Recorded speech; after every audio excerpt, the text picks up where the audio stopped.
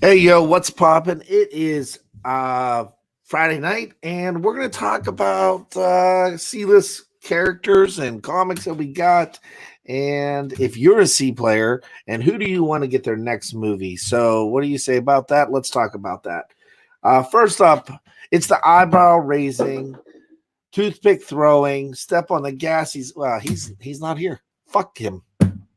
He's gone. Gone too soon. Carson is gone too soon. But I got the 16-time world heavyweight champion, the great legend. I've got the hostess with the mostest, Cat Ren figures, and Mark BKR, and Drew Manchu, baby. What's up, guys? What is going on, Chad? Hanging, banging, trying to do my thing. Oh, you heard that I was saying homegirl went to school with. That's cool. But you tell you about her sister and her cousin thought I wasn't.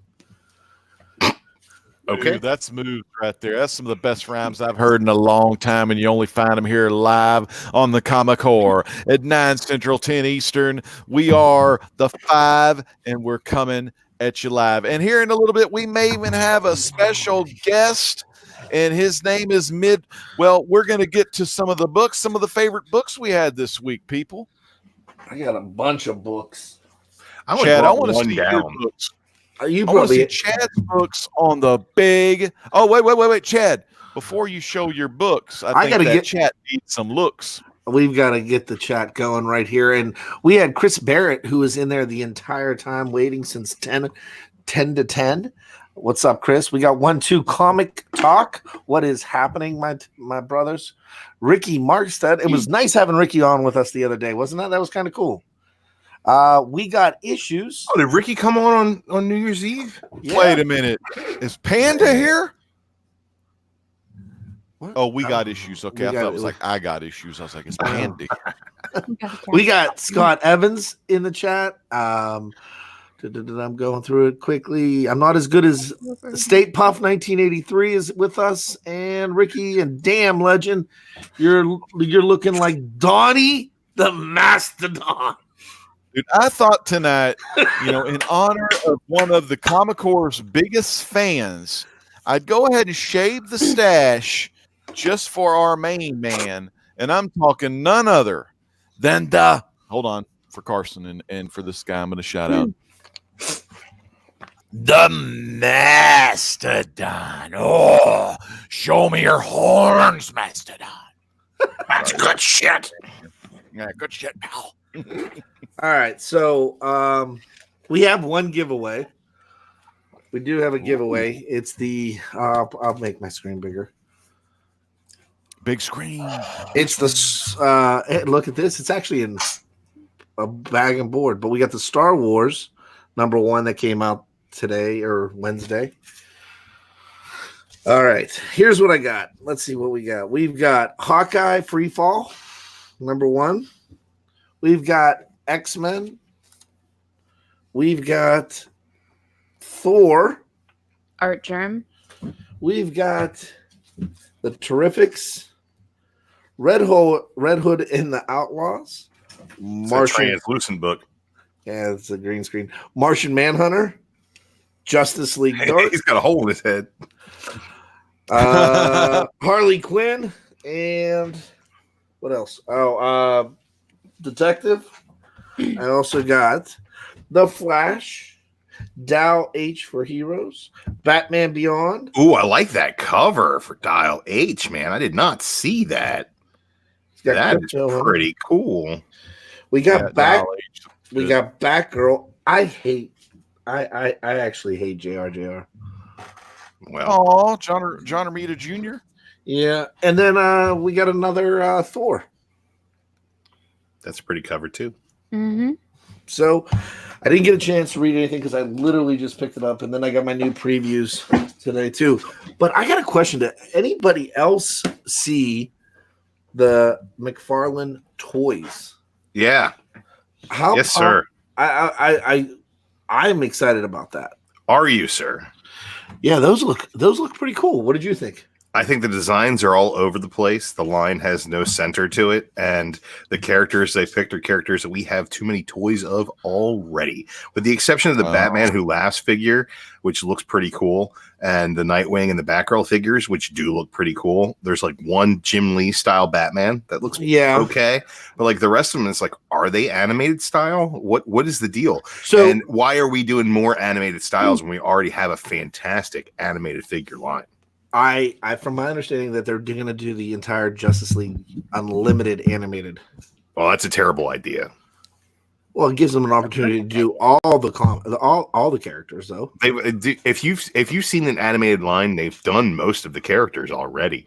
Like, there's no way they're going to get as deep with McFarlane to do like a really sick deluxe Man-Bat like they did already with the DC Direct stuff.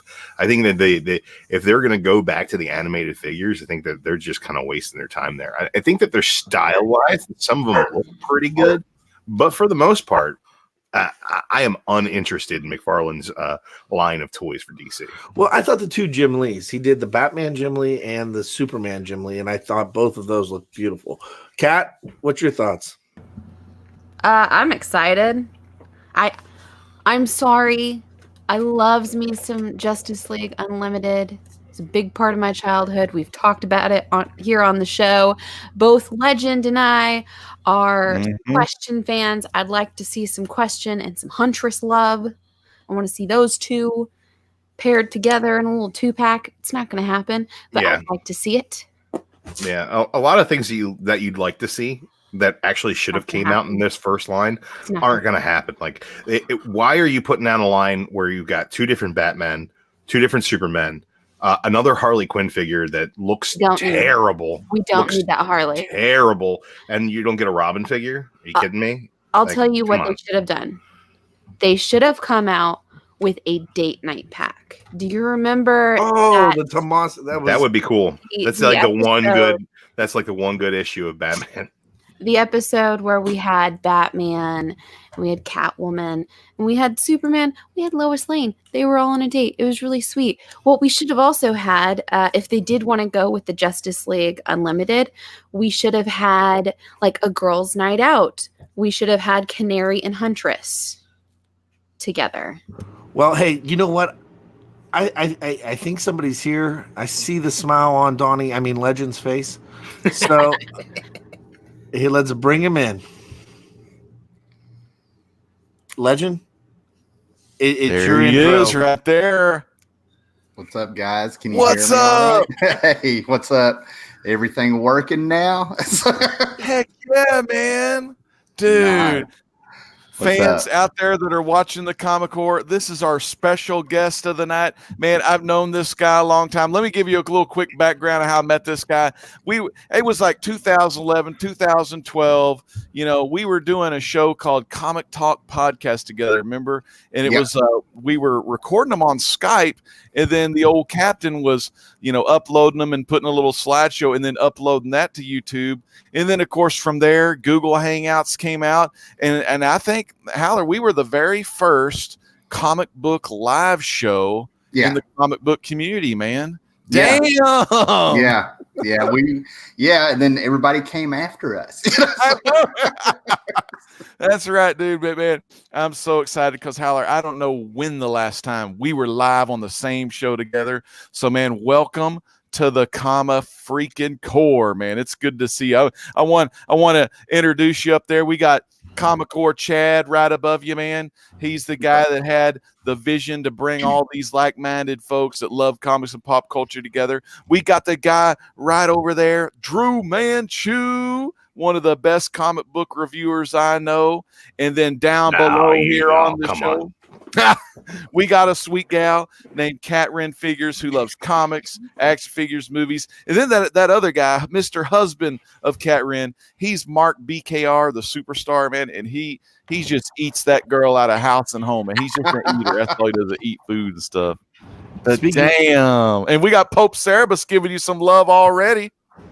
Yeah, we talking about that chat. We got Need Mo Comics is in the chat, as well as Dennis Hayes. We've got Comics Misexplained, Gone Too Soon. And always gone too soon. So, hey, I appreciate you coming on, Holler. I was watching you the other night. You had a live stream talking about like I had to run, but you said you're like I'm not going to say it because too many people steal my stuff. I'm giving information out, too much information.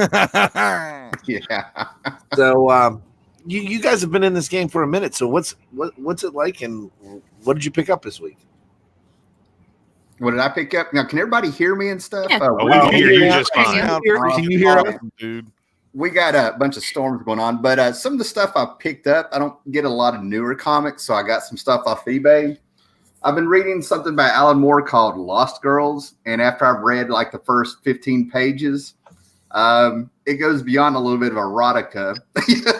He's got Dorothy from The Wizard of Oz, Wendy from Peter Pan, and Alice from Wonderland, and they're growing up, and they're becoming women, guys, with a lot of perverts out there. Give me that book on the big. Tell me more about these perverts.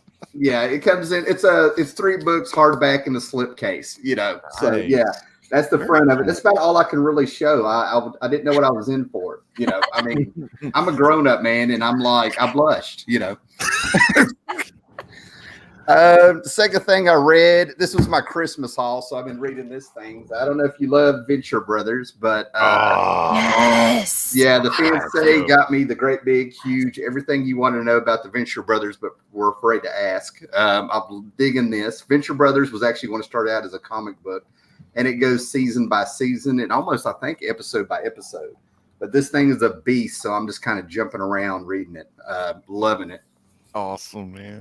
And then the last thing I'm reading is it's a European artist who apparently is huge over in France. This is some work he did in 1977 called The Arctic Marauder. It's got a real serial feel to it, like it's in the 20s or the 30s or something. This guy's famous. His name is Tardy, Tardi, and I discovered him back in that name. Yeah, I discovered him back in 2001 because some of my friends actually went to England and France on vacation. They picked me up a French comic book, and it was Tardy. So I had the comic book since 2001 and never got it translated. And Fantagraphics finally took about 3 or 4 pieces of this guy's work and translated it in hardback. Love so that. that's kind of what I'm looking at right now. Then I got a box of new comics I got about 2 months ago. It's like Superman Year One and some Grant Morrison Green Lantern and stuff. Ooh. So yeah, I'm just kind of taking my time there and reading a few things. Howler, have you read that new Grant Morrison Liam Sharp stuff? Yeah, that's exactly what I've got here. Yeah, I've got the last 6 issues to catch up on here. All right, I'm not going to give you no spoilers, but freaking, it's just awesome. Grant Morrison, man, he goes inside the mind, and dude, it's just like a mind trip. Man. It's so cool. Yeah, I'm really digging it, man. I kind of like. I felt like he brought over a lot of stuff from heavy metal, where he was working at heavy metal and just went for it. He's got Green Lanterns with volcano heads blowing up while they talk. I'm like. Yeah.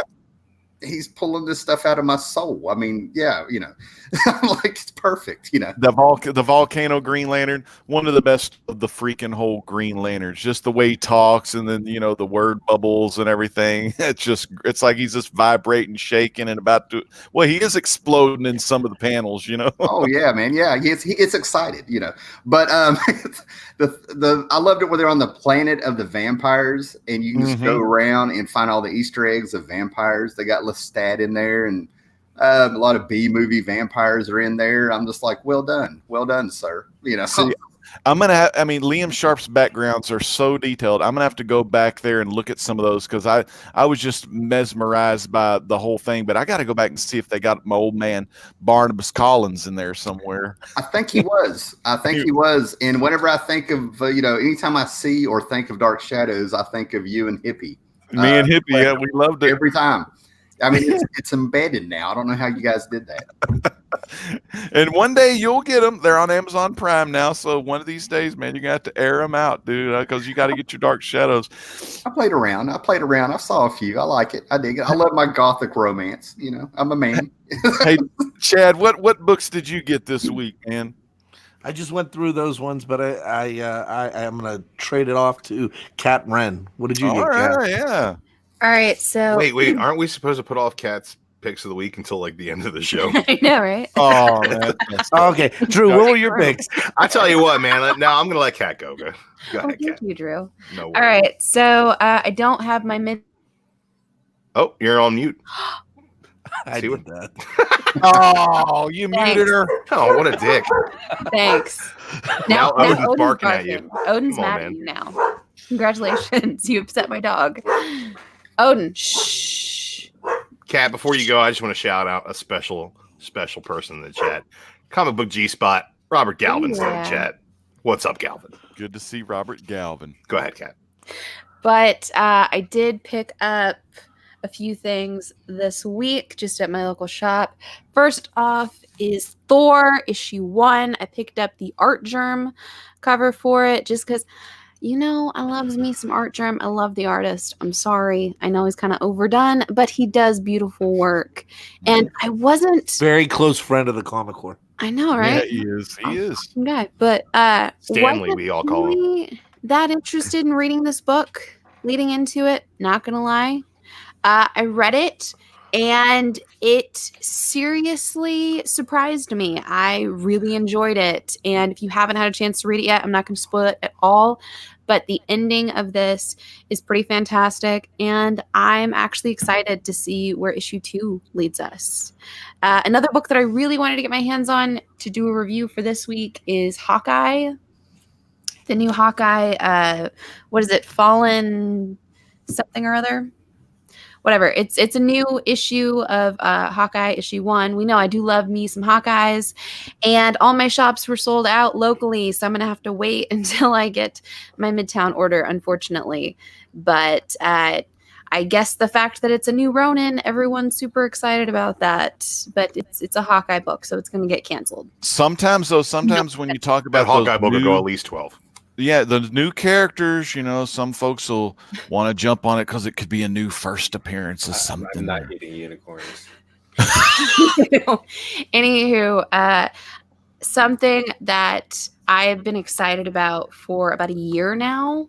I was actually supposed to get this in the summer, but they pushed it back. So this was a Kickstarter that I supported that I literally just got my hands on a little while ago. And that is the documentary In Search of Darkness. And Mark and I would say we're about 2/5 of the way through this. Yeah. And it's fantastic. What's it about? Okay, so this is a documentary looking at everything in the realm of 80s horror. So yes, it's going into the cheese, it's going into the gore, it's talking about all of the influences that led into several different delves of horror. It's talking about sci-fi horror, it's talking about like the remake of The Thing, it's talking about everything that went into this 3D craze, this, that, whatever. And Any Toby Hooper, Ed Gein stuff in there about Leatherface? Here we go. Yeah, it's something. Yeah, You know Because that's me all his and family. Kat, when we're on the Facebook chat, and we were always like, the Saw is family. Funny that you mentioned that. They actually do talk about the sequel a little bit in it. Oh yeah, And dude. the girl who plays Slim in it is Mhm. actually featured in this. Oh my god, And she is one of the is she commentators. still laying in the bathtub with all the ice? She's blonde. Actually, I did not Oh, okay. recognize her at first, and then Yeah. she started talking. I was like, "Oh my god, that's her!" I was so excited, and I was like, "Legend, the Saw," because we always have to reference that movie back and forth. Yeah.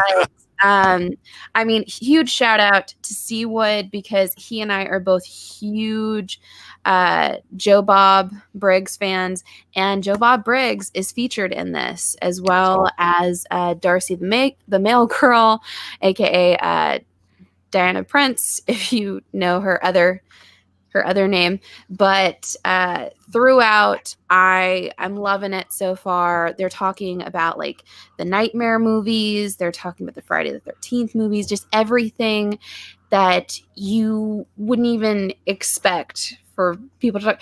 They talk about Basket Case in this. No one talks about Basket Case. Yeah. And that's why I'm really obsessed with this right now. I think I had that on VHS. I'm finding movies that I feel like I need to go back and see. A lot of them are in my Shudder queue right now that I've been adding. I'm like, oh, I need to watch this, and I never really got around to watching. But I'm definitely excited about this. Mouse, have you ever heard of that Shudder? Is something I'd never heard of before that I need to watch now. Have I heard of Shudder? Yeah, I've heard of Shudder. Yeah, I don't have it yet, but Carson, old C. Woodard 19, and Kat, they're always on me. I got to get this Shudder so I could watch some of these cool horror movies. I ended up getting Shudder. And, you did? You got Shudder? Yeah, because Kat, me, and Carson were watching stuff during Halloween. Mm-hmm. Damn. So, but I got to give a Shudder out to that chat. That's true. What's the chat going on? So we got Chris Barrett says the comic horror is family. Stay Puff is saying 80s horror is a classic stuff. I did watch a horrible movie last night that I loved. I think it had the most kill count of all time. It was called Jack Frost 2.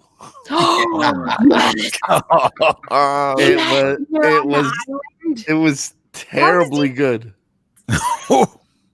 It was so terrible, but good. It was great. So kind of like the CW Riverdale I like to watch. Guilty pleasure. Kat, did you see that movie? What's your thoughts? It's horrifyingly bad, but it's amazing. It's total cheese fest throughout. It's way cheesier than what the original Jack Frost was.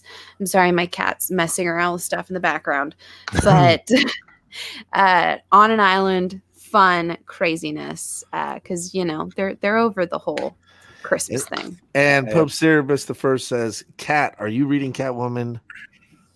Joel Jones is amazing, but I dropped off the series and wanted to hear anyone even talk about it. I'm not reading Catwoman. I can talk about Catwoman. I was, and then it's kind of spinning its wheels, and I dropped off. I'm still collecting it. I'm going to go back and reread it later on, but I just put it on the back burner because it was just kind of going around the same circle. I can tell you that Drew's like a pit bull. He's like sitting there salivating. So it's what do you got? What kind of books you got there, buddy? He wants to talk about Catwoman. First, let's talk about Catwoman. If you walk into your LCS and you pick up an issue of Catwoman, just open it to like a double splash page of Joel Jones's art, and you've seen the best part of that book. Now put it back on the shelf and pick something else up that's worth buying.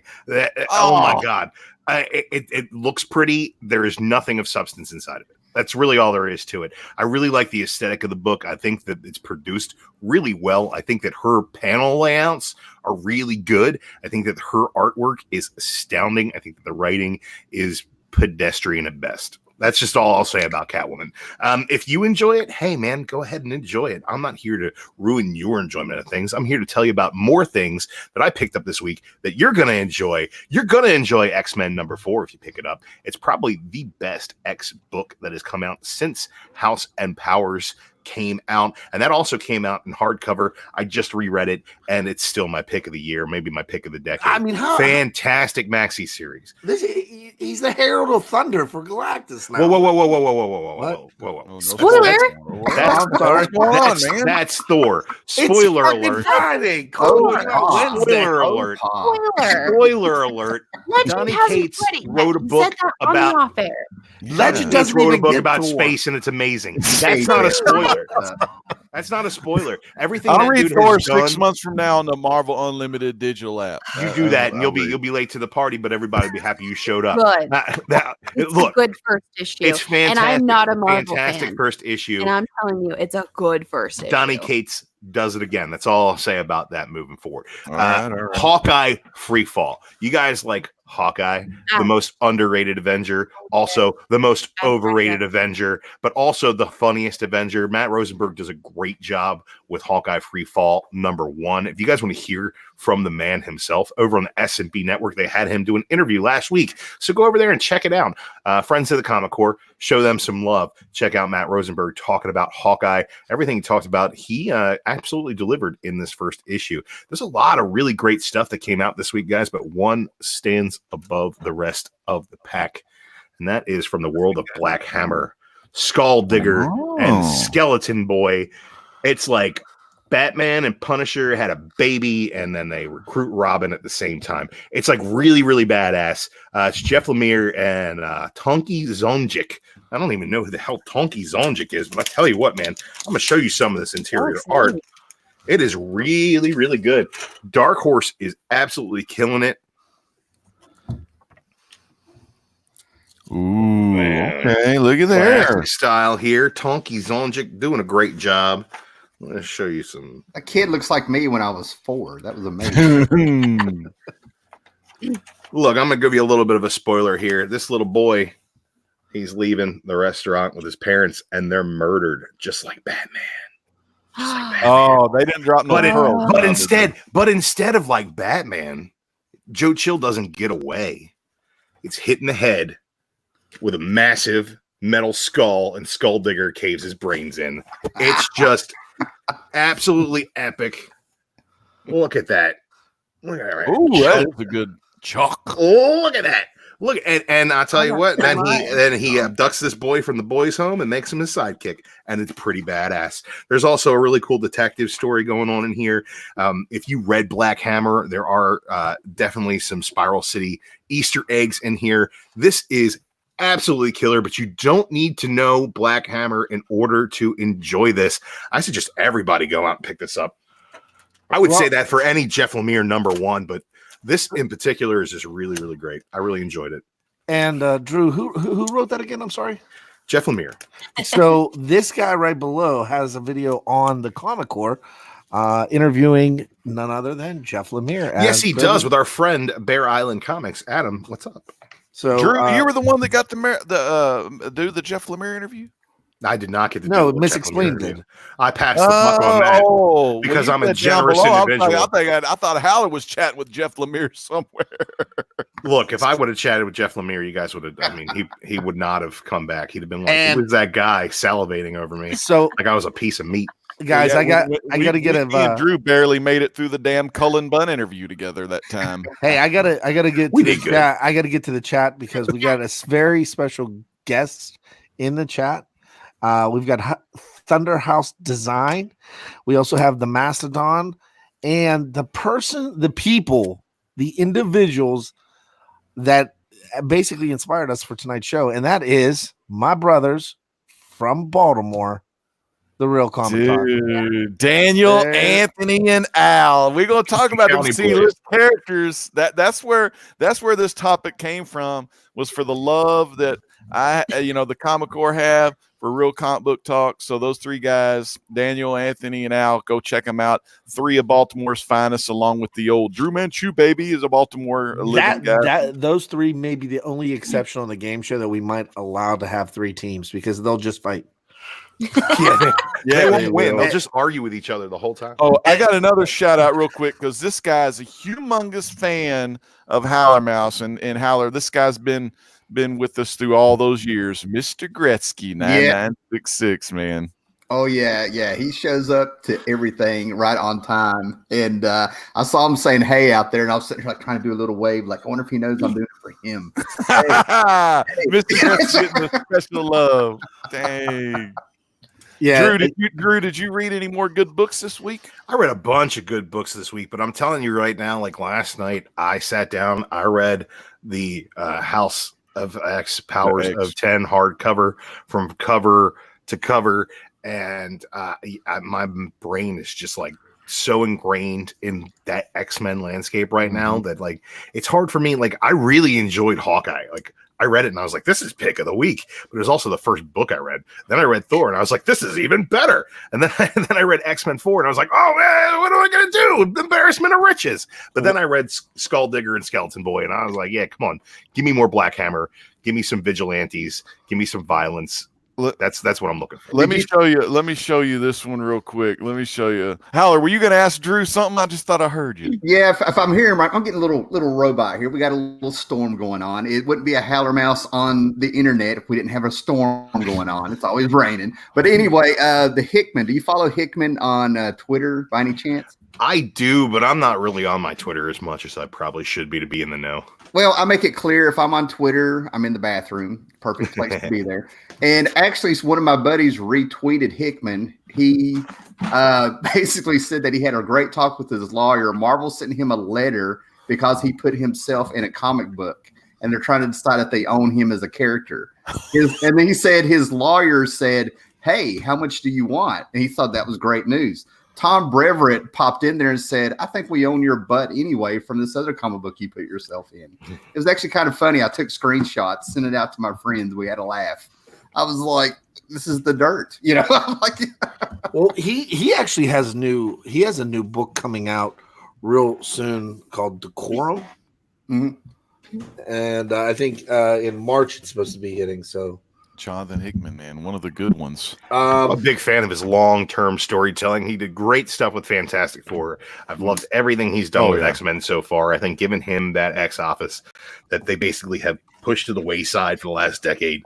His Fantastic Four was the last one I heard people loving, not liking, loving. I mean, there's people that stand by that. They'll take up for it to this very day, and that was like the last run of anybody on Fantastic Four. So. Well, I think the best thing that he does is all of his stories are interconnected. Like, so his Shield book was connected to his Fantastic Four book, which is connected to his Avengers and New Avengers, which was connected to Secret Wars. And the first the Shield, the first issue of his X-Men run, he put the Fantastic Four in there and dropped Franklin Richards' name in an infographic. So you know that's what that dude's doing. Dude, I even forgot to talk about it. The last issue of History of the Marvel Universe came out, and it's like a source book with soul. I really enjoy that. I think Mark Waid did a great job working with that crew to put that together. And you got Franklin Richards at the end of time having himself a little chat with Galactus as they reminisce about all of existence. Really, really great stuff, man. So much good stuff came out this week. I'm looking from DC though. What happened? Okay, that's cool. Okay, that's interesting. I got a DC one. I read the Blackest Night. I've been reading. I've already finished that. Blackest Night. Come out 12 years ago. Well, yeah, but sometimes I don't get. I love you, Legend. I'm just throwing some shade. $20 to $30 a month on new books. I don't buy a lot of the new books, because I got so much stuff I got to read. But I read this story here, The Untold Tales of the Blackest Night, and it was pretty good. You got a lot of little, stories that were intertwined while the Blackest Night was going on. And one of my favorites though was this right here, because anytime, we talk C-list, and I'm gonna. This is one of my favorite C-listers, is the old animal. Put this on the big screen, Chad. Get this a big screen. Get some Buddy Baker on the big screen real quick. Look at old Buddy Baker, man. Sorry for the glare. It's not in Mylar, but, man, just some great stuff. Man, put that tablet in Mylar. Shoot, I should. I love Mylar so much. But I read that, and it was pretty good. But the best thing I read this week, another oldie but goodie, I binge watched the Watchmen on the HBO, and of course nothing's as good as the Alan Moore book, by the way, which years ago in the comic book community, everyone a lot of these just awesome channels, Howler Mouse being one of them, of course, he did this awesome, and Sleepy Reader and Ghost Critic, and I think Costin Bromstar may have done one, maybe even Oddfellows Thoughts, but they did each a couple of these chapters of the Watchmen storyline, and that's how I found out about Watchmen. That playlist, I still have that playlist up. I put all the videos up. Yeah. Yeah. Damn. I look like a total dork in the first one, and by the 12th one, I'm like, hey, yeah, all right. Dude, like that Watchmen. Singer. It is so free good. I've already read it twice, and me and my wife are on. We'll be watching issue 4 of the Motion comic. We're watching that tonight. But I've gone back and I bought these deluxe edition hardcovers way back when they came out. But they just been sitting on the shelf waiting for the right time. But this week I'd read the this one here, which the Darwin Cook Minutemen, and then we have, and he also, he wrote it, he drew the art on it, and then the Silk Spectre one with Darwin Cook writing, and one of Kat Wren's favorites, Amanda freaking Connor, and I freaking loved it. Did you read this, Howler? Yeah, not only do I have all of those, but I actually sat down with Amanda Connor at Heroes Con, and we had a long talk about it. And we were talking about everything from the detail in the suit shoes from 1966 to, and I started out the conversation where she was insulted. And I said, you need to let me finish. I said, everybody had the lowest expectation for Silk Spectre. And she looked at me and I put my finger up and went, let me finish. And I was like, it ended up being the best one. And then we had a great talk. Yeah, we even talked about the kinks and I can't remember. We talked about a bunch of bands, and she told me about some work she had where she hid some bands in her work, and she was awesome. She was awesome. It was about a 10-15 minute talk, but it felt like it went on for an hour. And she signed, I think she signed all of them for me.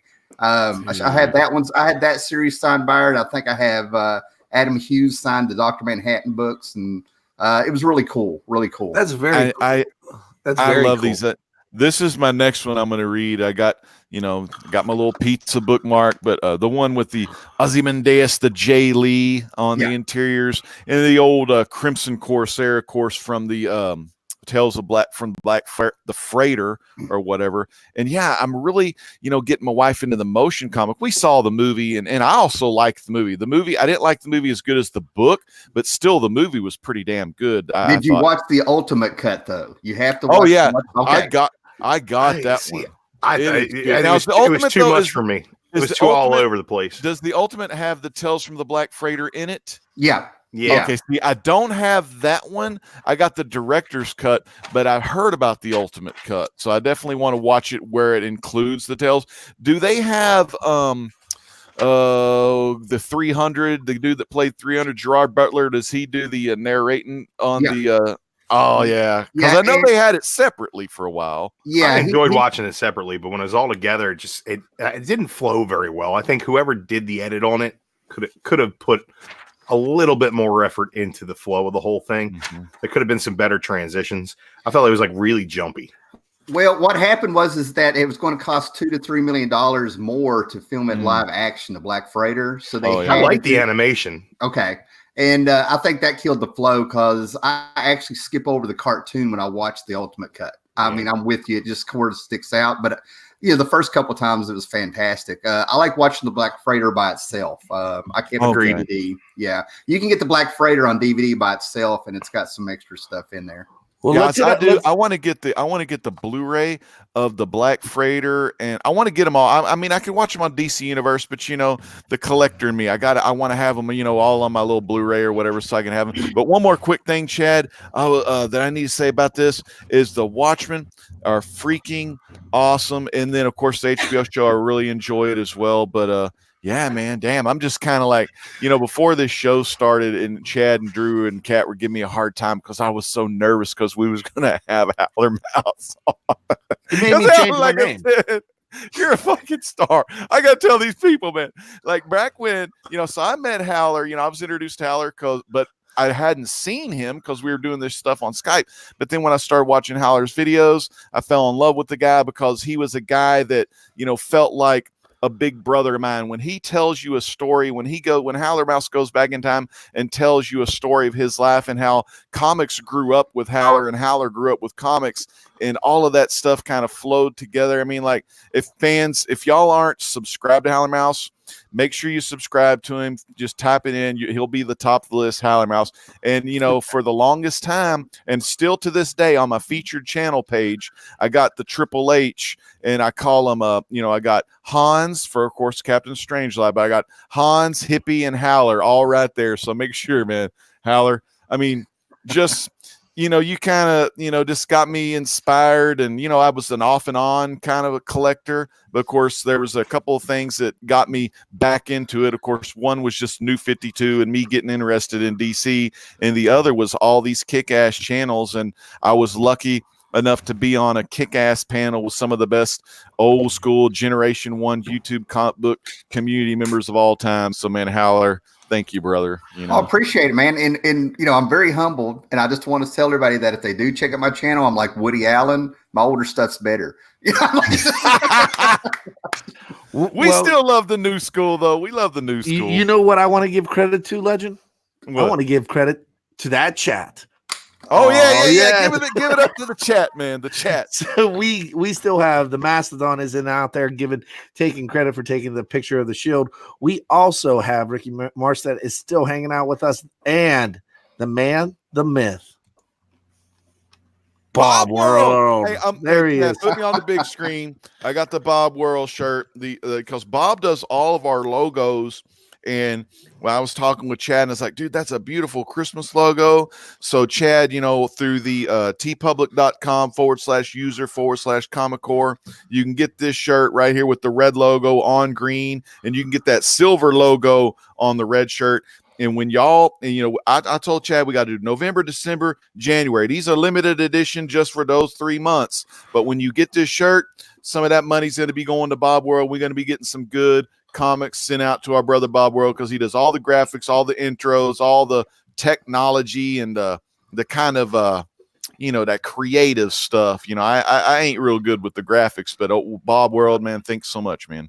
We also have Knights of the Old is in here with us. There's no the. It's just Knights of Old. Well, thank you. I told you. God. Hey, get it on the group screen. Howler, how did you pick the name Howler Mouse? It's actually an old nickname. I think there's a video I put up because I got asked that a lot years ago. I'm a dinosaur on here, but basically what happened was that there's nothing really too funny until later. But I did night shift in a group home, and you'd have to wax floors and stuff, and they had the great big huge satellite dishes. You know what I'm talking about? Like, I could lay the thing and spin me around. School. And while I was like working and scraping floors and all this stuff like that, Discovery Channel came up on that satellite, and they were talking about this mouse that goes out in the desert and howls at the moon, squeaks at the moon, and it jumps scorpions and it fights. It eats meat. It's a meat eater. It's like a little field mouse. Yeah. Damn, that's so. It was called a hack for years. I had me and some college buddies, community college. We were all looking for this thing for years. The internet comes around, and this little group out of Minnesota, when it's on a message board, says, "We don't know what a howler mouse is, but you're talking about a grasshopper mouse. It's a grasshopper mouse." I didn't tell my buddies. I had people for 6 years hunting for this mouse, and I didn't tell them because I knew it for 2 years before they asked me about it again, so they were still looking. And then what happened was there was an incident with a cat with all my friends over that really freaked me out because I was wearing nothing but a towel, and its little wet nose touched my taint, and I screamed and everybody saw it. So that's how they added the howler mouse, That's awesome. Condensed version. It's funnier if I go on and on. But yeah. That's awesome. It's good now. So I've been howler mouse since about 1994. Yeah. Well, the one thing I hate to do on any show is agree with Drew. But Drew, it's a very humbling time when you do. So, because you finally get to be right when you agree with me. So DC what do you got is there? Magical. Okay, so hey, Drew, hit the big screen. Can you? Oh, I can hit all kinds of things. Is it topic time? No, we're gonna dive into it. So they're doing Deceased, right? Yeah. The action figures. Yeah, but check this out. I didn't realize this. So McFarlane is taking over the toy line, and their first run has 4 Justice Leaguers animated series in it, right? Mm-hmm. The last DC collectibles is the whole set. Yes, it is. I've seen that before. They've been milking that design for a decade, and I'm like, and now they're going back to it. I apologize, but on the Justice League, there's no C players. In Marvel, that's not true. There's only C players. What? There's only C players on the Justice League. The Justice League might be the most overrated superhero team. But there were C players because like Batman, Superman, and the rest of them. Justice League Unlimited, Justice League Detroit. Justice League Unlimited. Great Lakes Avengers could beat Justice League Detroit. Let's just Marvel say that out loud didn't right even now. own the rights to their own characters, so they had to use a C player named Iron Man. So what Shellhead. What C players are going to be coming out? I mean, at the time, let's think about that. Really, Iron Man was a C. Would you guys agree that Iron Man was a C player at the time that came out? Yeah, most definitely. As far as started off as one, and he's definitely become an A-list. Let me say, one knew him. No, he wasn't this guy. No. You know, he wasn't Howard, being grim. you're shaking your head. I want to hear your side too. You talking to me Yeah, I said about I'm Iron Man terrible. being a C player? At the time. At the time, I think I approach it like Iron Man. What Tony Stark to me was more famous than Iron Man to a certain extent. If you read comics, he had his own he had his own cartoon in the '60s, his own cartoon in the '90s. He mainstreamed things, but if you weren't into the comic book world before the movies came out, you didn't know who he was. So I totally get how you can think he can be perceived as a C player, but if you read comics and stuff during the 70s and 80s and everything, he was right there side by side with Thor, right there side by side with Captain America. You didn't have the Avengers unless you had one of the three, or if not all three, the trifecta for the Avengers. Well, you're 100% right, but I would say the Avengers, even in that case, were a B team because. It depends who was on the team. I think the first Avengers was the A team because that was all of Marvel's heroes that weren't Fantastic Four. But when they brought in the villains around issue 16 there, and you had Captain America bringing in a couple people who were known as villains at the time, and they really powered them down, that's when things got interesting. I think story-wise. So I think there's a B team with a lot of people got a rub off of Captain America to where if you read the Avengers over time, you would have a character over here playing around and then they would judo chop somebody, throw them across the room, be like, "Hey, I trained with Captain America," So No, they were getting a rub. I 100% get it, but as far as from a popularity standpoint, In like movies, I guess, or something, Chad. From a pop culture standpoint, outside of comics, like if you include comics in pop culture, which I do, I think that Iron Man, there weren't kids with Iron Man lunchboxes before the movie came out. That what I'm saying? There were Spider-Man's an A-lister. Batman's an A-lister. Superman's an A-lister. I would say Captain America's an A-lister. I would say that Wolverine is an A-lister. I would say that Iron Man, solid C-list before Tony Stark became Robert Downey Jr., But I mean, again, nobody, when I was a kid, nobody was chasing 181 until the movies came out. And, I mean, at the end of the day, I mean, let's face it. Nobody was chasing 181, but everybody was buying every book that Wolverine was on because they put Wolverine on every book so it would sell. So the first, okay, Drew, first Marvel comic character to get a featured length theatrical release, not a serial. Who was it? Theatrical release. Was it Blade? Nope. Was it Ghost Rider? Nope. You got to go deeper, guys. Are you asking about a Marvel character that got the first first release? Yep. Man, you can go on back and back. I mean, Conan, probably. The first Marvel comic character to get a featured length theatrical release was Howard the Duck. Damn, Howler knew it. Wait. Conan came out before Howard the Duck, didn't it? Conan is a licensed property, sir. Yep. That's true, but he's been a Marvel licensed property for a very long time. Howard the Duck, that was one of the worst movies ever. But I had fun with Howard. I mean, I had no expectations. I was also 13. Hey, Howard, do you have Howard the Duck on VHS? I do. Damn. See, Howard probably the only one on the panel that still got the VHS, but I love that, man. That is cool because you get to see. There's just something different about watching them tapes, isn't it, man? Well, the true star was Leah Thompson of that movie. Yeah. Caroline in the City. Crimped hair and a guitar. That's all you needed, But now that we're into the next phase, and they're actually with the Disney Plus, they're releasing a lot of new stuff on that. You're getting Moon Knight going to be played by the same guy that plays the Mandalorian, so that's exciting.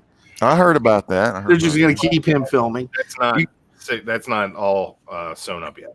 Yeah, you also have on WandaVision, you're getting a ton of new characters introduced. Brother Voodoo is going to be introduced on one of the shows. And rumor has it that Doctor Doom is going to be released in as the villain in Black Panther. But let's face it, what C-list character do you want to see next? That is going to be an A to get real popular.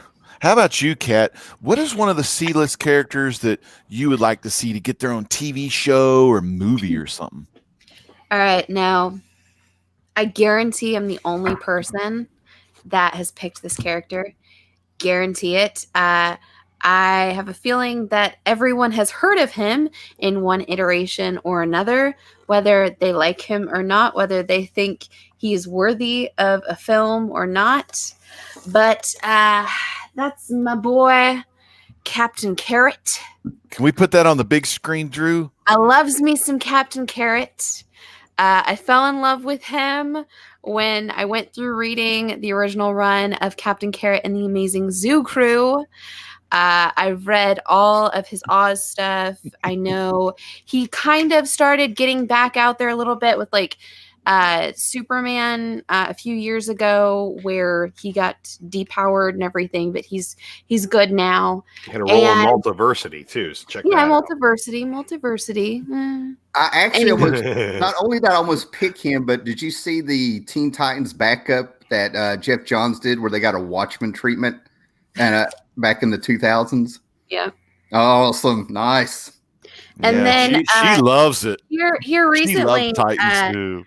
I screamed at the top of my lungs when I was reading New Year's Evil because it's got a little mini story in here where they feature the hot new toy of the Christmas season, and the hot new toy of the Christmas season, Turbo Man doll. Nope, it's these little tiny Captain Carrot dolls.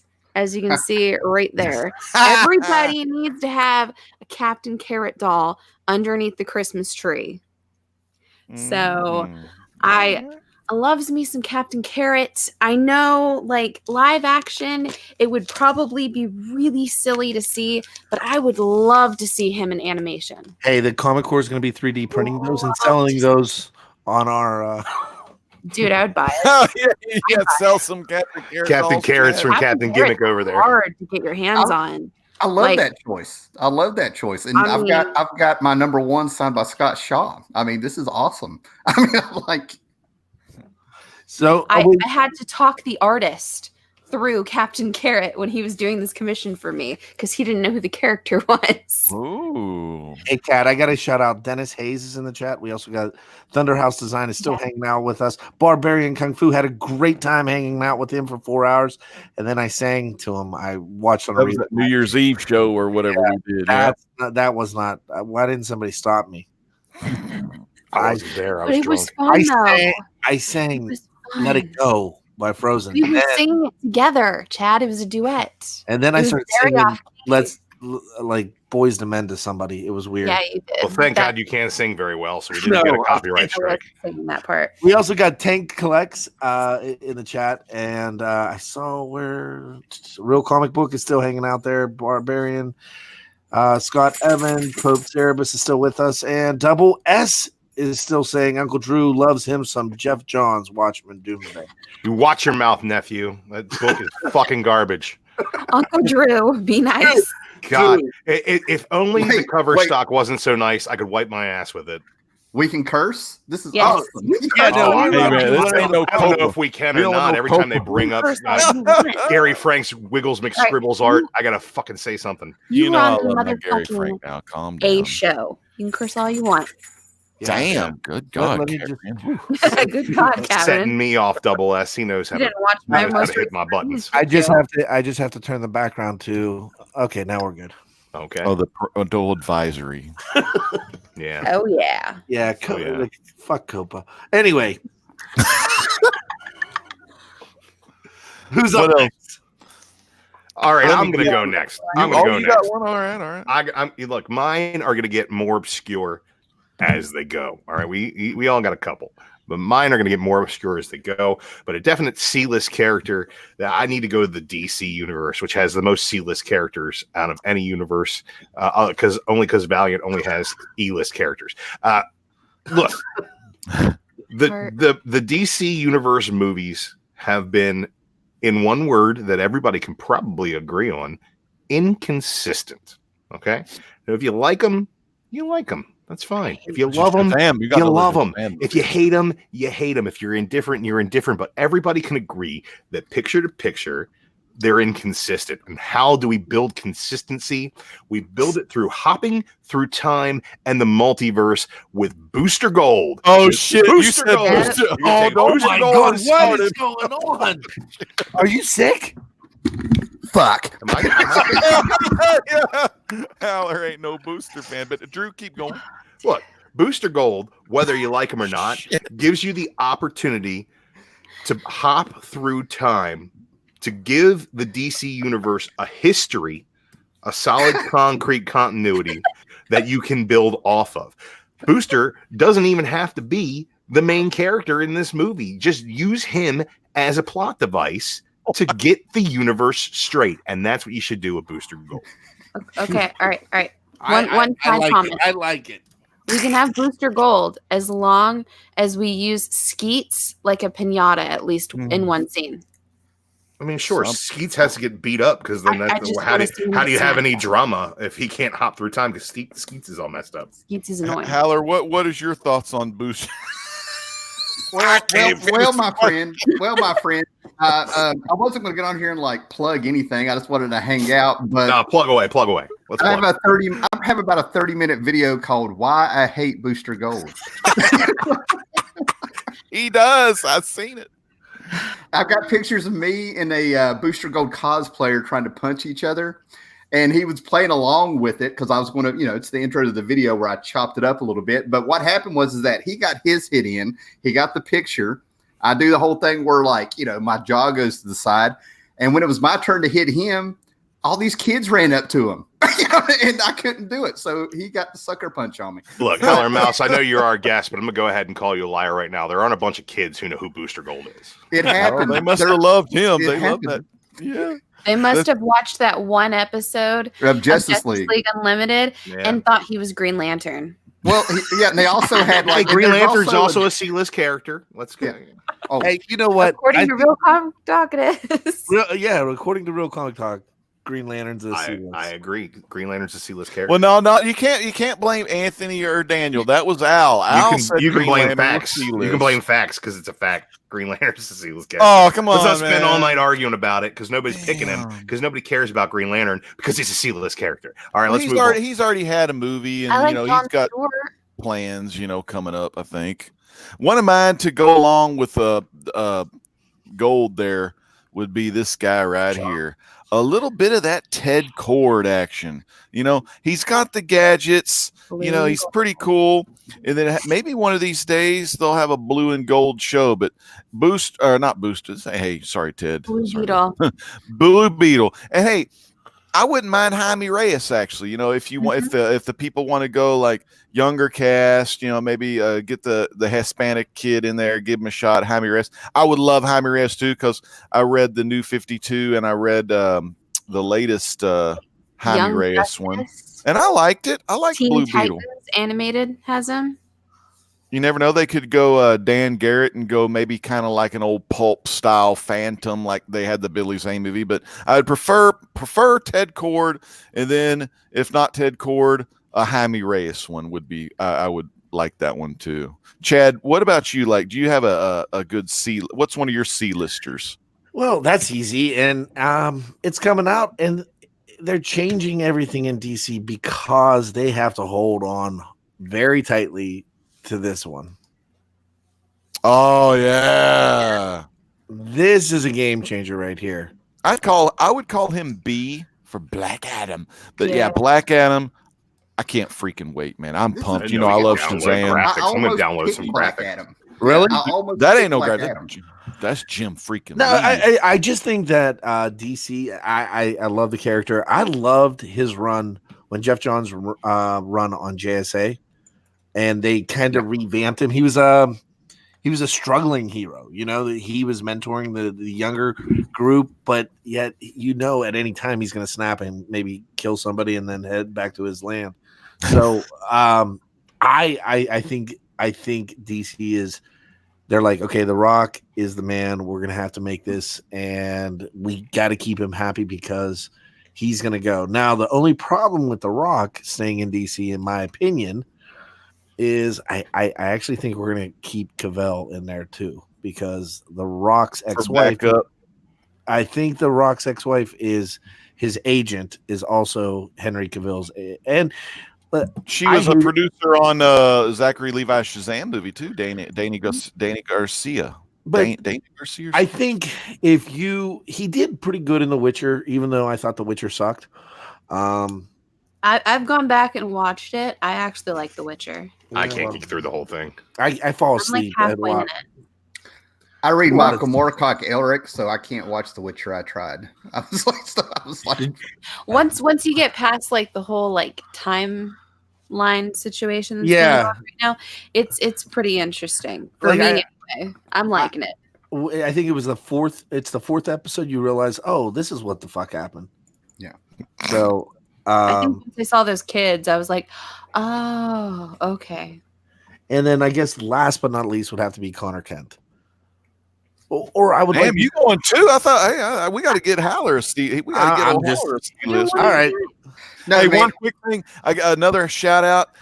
Haller Mouse, one of the names you know this guy, Count Von Strange the Fourth is in the house, man. love that man. Love He's that awesome. man. Yes, love that man. What's up? Glad you're here. Awesome. And Tank Collects too, Thunderhouse Design, a lot of great people in the chat. Chris Barrett says Captain Cold is C-list. But you know the thing with Captain Cold, Leonard Snart, that character, he was on the Legends of Tomorrow and in the Flash CW show. And that guy that played Leonard Snart, Captain Cold, he was a good little snarky. Well, I mean, he's the voice of the ship right now during the crisis. Yeah, that one. But I mean, the he ship. overplayed that role a little bit too, man, because he was always like, "Yeah, see, we gotta get a plan. Step one, develop a plan. Step That's kind two, of like W.C. Fields. that's what he said. He was like, step two, commit to the plan. Step three, plan for the plan to go off the rails, and then step four, throw the plan out the door." I just call him Prison Break. Yeah, Prison Break. I just call him man, Prison that Break. show is so Nick good Rory. for one season. Prison Break. Hey, let's Tyler, get. what do you think? Then they made Yeah, him wear let- long let- sleeves, so they Howler, had to what do them one of your- tattoos. Haller, what's one of your C-listers? Well, first of all, I got to say I'm really digging this because I almost picked Captain Carrot, and I love there's somebody else with some love for him. And then we got the Booster and the Black Adam because I love Black Adam as much as I hate Booster. So I'm like, this is balancing out fantastically. And then you go with the Steve Ditko creation of the Ted Kord Blue Beetle, which is fantastic. Mm-hmm. And we're going to be doing more than one tonight. I mean, is that Yeah, what I'm yeah, doing yeah, here? yeah, All yeah, right. more. So I'm going to go ahead and just pop this one out first thing. But, you know, you got a lot on out there and to keep it up. I think there's a lot of stuff out there that can mix it up in these movies. They can still be based on comics, but it doesn't have to be set in New York all the time or out in space and stuff, right? And I think there's like some people just sort of waiting for some good Edgar Rice Burroughs fantasy science fiction out there. So I'm going with Travis Morgan Warlord. Great call. Okay. Travis Morgan Warlord, the more you get into it, the Mike Grell years, there's so much stuff out of probably the first 50 issues they can pull out of this that would just be fantastic. You got your dinosaurs. It's daytime all the time. People dress, it's like they're in a tropical jungle, so there'll be a lot of skin out there. There's something for everybody. And it's got magic. You know, you can pull in your fantasy, your D&D, your sci-fi stuff, and you got a dude running around with a sword and a freaking revolver. So there you go. You know, and he's got some fantastic facial hair that I think would be a trend. You know, we'll bring back this twisting the mustache look and stuff. You know, That is a great call. Freaking thanks, Warlord. One for Carson, real quick, and I want to get everyone. You know, I'm because with Haller being on here, I'm going to change. If we do 3 each, I'm going to do my last one, and I'm going to see if Haller calls this one at all, but because Haller is one of the guys that introduced me to this character. But I'm going to tell that character later. But C. Woodard 19, and I talked a little bit about him in that little Tales of the Blackest Night. But old Buddy Baker, Animal Man. That's one Carson really wanted to make sure that we put on here because the Grant Morrison run, freaking phenomenal. I'm up to issue 15 on that one, but I read the New 52.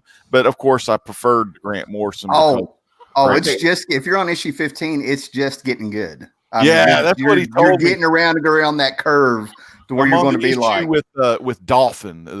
He's going to team up with Dolphin and do some stuff. But yeah, I'm excited. I love that stuff. Oh, man. well, if it's the issue I'm thinking of, you're going to feel guilty for eating tuna. We'll just say that. Yeah, now, you know, and Animal Man doesn't like meat. He likes those veggie burgers. now you make a good point though, because like there's a lot of things going on, and everybody has to compete with Netflix and Disney at this point. Yeah, and streaming services out there. Yeah, so we're getting a new streaming service, and all those shows from DC Online are moving over to the Warner Brothers streaming app. I heard it was going to be HBO Max, but I I think you may be right. Yeah. Now with that, there also comes a budget, and I think we might have an opportunity to see Animal Man, because I think I would love to see them bring Swamp Thing back, and I think the red and the green, or the red and black, that whole crossover from a new Arcane, the Rock, Ant and Arcane, the red and the green and all. That was a great crossover. Now, I mean, it's not Grant Morrison goodness, but I mean, it was really, really well written at the time. Mm-hmm. I wish they would focus on Vertigo and like the pre-Vertigo, because the Doom Patrol nailed it. I've heard great things about Swamp Thing. I'm waiting to get it on DVD to check it out. Mm-hmm. And I watched the Teen Titans season 1. I have it on DVD. You don't need to watch that. Better. Yeah. Just better. Just skip to season 2. Yeah, I'll try that. Season 2, episode 2. It has crypto, so I'm there. You know? Oh yeah, true. Yeah, you know, true story. But it jumped the shark at the end. Better. All the characters look so much better in the second season. Great, awesome. Forget the first never happened. That's what I've been trying to do. Yeah, awesome. I'm glad to hear that. It's cool to know Crypto's in there, because that's probably the only story of a dog you can watch where you know he's not going to die at the end and you're going to cry. Okay. The old Yeller thing. I can't take it. Yeah, you think that, but Kryptonite's a thing. Hey, come on, let me have I'm just saying. But there's an opportunity. So I mean, we have some opportunities to have some of these characters who probably wouldn't. Now, another rumor is, and I don't think it's a rumor, I think it's confirmed, that Jonathan and Damian are going to be the key characters on the Superman and Lois show. Oh, okay. The CW show. I'm excited for that. I love that CW stuff. I mean, a little teeny bopperish, but hey, if I can watch some more superhero stuff, I'll watch them. Somehow they're going to be teenagers, and or not. Well, Damien's going to be a little older, 13, and Jonathan. 10. Now, hopefully, they also hire Bendis to come and ruin it. I will fucking stab you in the face. we were having a good time, man. We were having a good time. No need for knives. We have a convention scheduled for April. I can still hurt you. Goddamn League of Shadows guy over there going to go assassinate people with knives here. You know, Drew just left. I think he might be coming to my house. Let's see. Let me pick. He's closer to you than I am. Cat Wren. I'm gonna go ahead and cut in line in front of Cat Wren, because I want her to talk about this figure or this character as well. And here's another one I found. You know, I knew about this character from Justice League Unlimited. The first time I really ever got to know this character. But when I watched this old video about this classic character Steve Ditko made based off the writings of Ayn Rand, I learned about this character named Mr. A. And of course, I learned about this stuff because I got this guy they used to nickname this guy, shout out to Roger 69501, used to nickname this guy the professor of the comic book community. And Howler Mouse told me about Mr. A. And of course, from Mr. A, when Ditko went over to the Charlton Comics, we got the Question, Vic Sage. I would love to see this character. And of course, Cat Wren, who do we want to team and do a duo with Vic Sage? What's that character you were talking about who's a great teammate of Victor Sage's? Well, personally, myself, as a Justice League Unlimited fan, I would love to see him team up with his girl, Helena. Huntress. Yeah. Helena. Hell yeah. I'm sorry, but I ship those two together so hard. And that their relationship in Justice League Unlimited was very hard. Extremely hard. Fearful symmetry. Yes. Rock hard. 100% for days. And not none of this Renee Montoya. Remember, I want the Vic Sage. yes, I want the damn we want Ditko version. this. We want this question. All right. So, Legend, what did I tell you when we Well, first that's Jeff saw this Lemire's cover art? artwork. That's What the did I Jeff tell Lemire you when we cover. first saw this cover? Okay. I said the only thing that can make this cover better. You want Huntress leaning up against the chimney with the question on top of the chimney. Like, that would be cool. On a movie poster. Like this, just chilling, looking out. I would love to see arms crossed, that classic pose of the Huntress, just like right up against him, holding it down. I ship those two together so hard. I'm sorry. Maybe he'll show up in that if Huntress is in this Birds of Prey, Harley Quinn Birds of Prey, which I don't like that at all. I want Birds of Prey. No, Harley, leave her alone. Put her alone, and just Birds of Prey, and have the Vic Sage lead the Birds of Prey, kind of like have the the dude that led the Angels, the Charlie's Angels, have Vic Sage as Angels. But it be Vic's Birds of Prey. Comment about Birds of Prey and Harley Quinn. I want this movie to be good, but I don't think it's gonna be good. I think it's gonna be better than you think it's gonna be. And a Birds of Prey fan. I think it looks like shit. It breaks my heart. But it looks like a nice, solid, healthy shit. Unlike the rest of the DCEU, No, it doesn't. which looks like runny, spotty bird shit. Do you guys know what doesn't look like shit? What? That chat. Oh yeah. Check the chat. We got Geek Aficionado in the chat. Fire Davis says, "Mr. A by Bendis, I might quit comics." Chris Barrett. That cracked me up when that popped up. I was like, I mean, Ace the Bat Hound is part of the Bat family. How dare you call him C-list? Who? Ace. Yeah. The Bat Hound? Ace the Bat Hound. How dare you call him C-list? Ace and Bat Cow. Those are both A-list characters. Mr. A. Haller, do you know anything about this? About what? Did this? Some guy said Mr. Brian Michael Bendis doing a Mr. A comic. He's being funny. We were talking about Bendis. We talked about Mr. A. If it did happen, he would quit comics. I might just go dig up Ditko and throw him at Bendis's front door if he does that. Go explain it to him. Yeah. Hell yeah. And Kat, was the question was that one of your ones that you wanted to see too? Yeah, but I knew you were going to do it, so I didn't want to steal. I didn't want to steal your guy. I didn't want to steal your What's yours? What's another one from you? Here's my final one. I went with another thing that I love, another character that I love, and that is the Midnighter. Midnighter. And you know how much that man with no ears. He might be on The Boys. I love Midnighter so much that I named this guy Midnighter. And he's got a Okay. brother named Apollo. Let's midnight big screen these Midnighters here. So the way I think the Midnighter would be perfect for this day and age in comics is the Midnighter and Apollo were two of the first, basically openly gay characters in comics. They were the first gay marriage in comics, official gay marriage in comics. They're two badass characters. Did they beat North Star? No, they didn't beat North Star. No. And North Star and Kyle got married first. Badass. I don't care about that. You should. They're better characters. No, they're not. Oh, come on. No, let her they're not. get her Steelist love going there. He walked through hell for his husband. That's all I gotta say. But He walked through hell. He battled every single demon on his way to find his man. That's what I gotta tell you. So you're saying a Midnighter, not an authority, right? I think Midnighter could come out of an authority or out of a Wildstorm. I heard he came out already. Woohoo!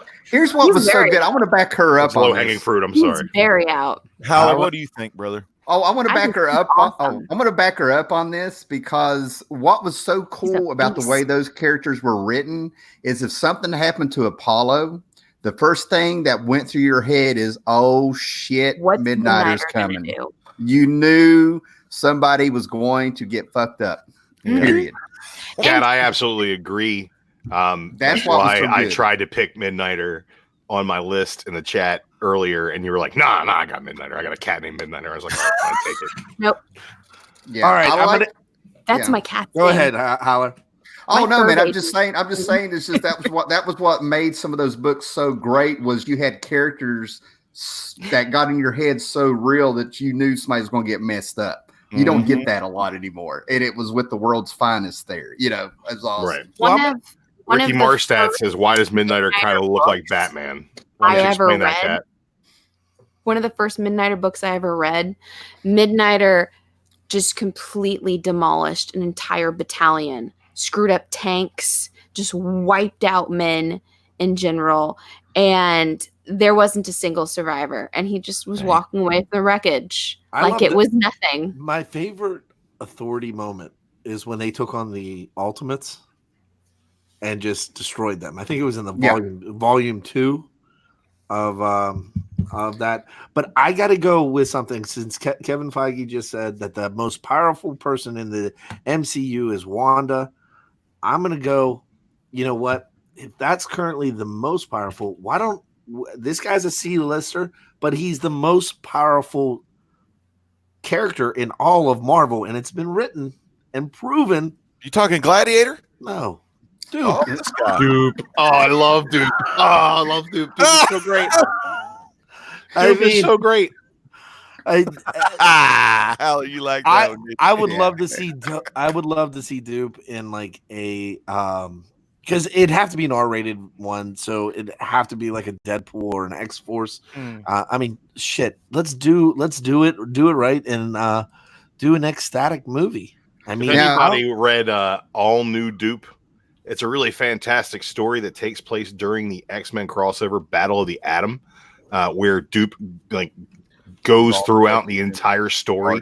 He's acting in the background, and he proposes to Kitty Pryde with a ring made of rotting meat. It's really great.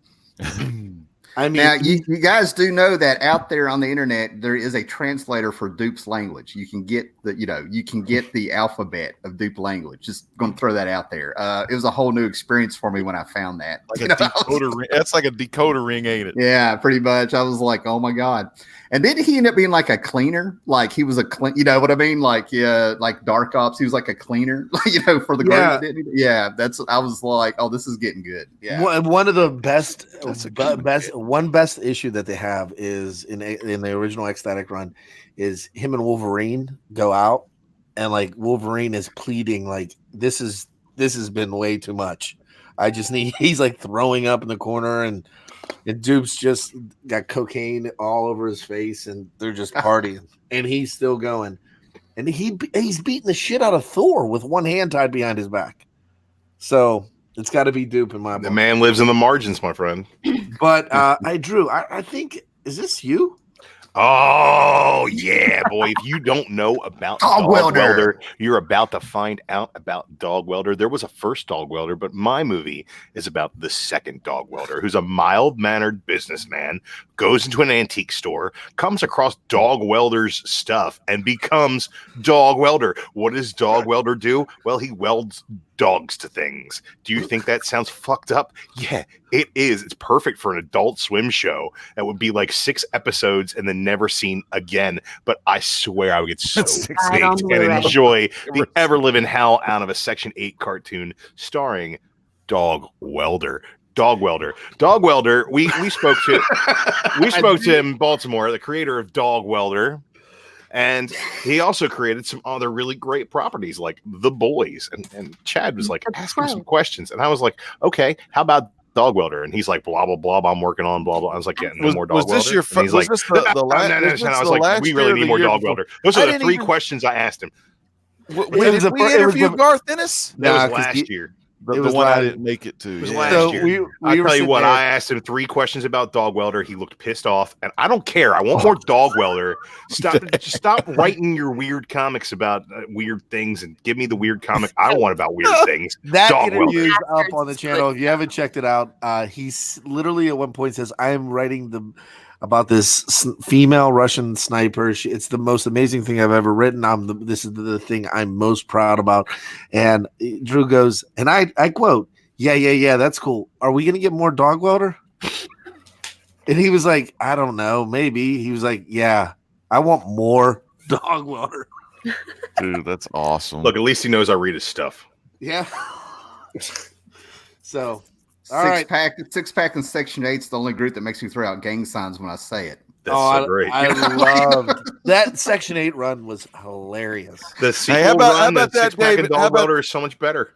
How about that, David Enrique? Before we go to Howler Mouse's second C-lister, classic Dave Enrique. Great to see the old days of YouTube again. Howler and Legend on the same.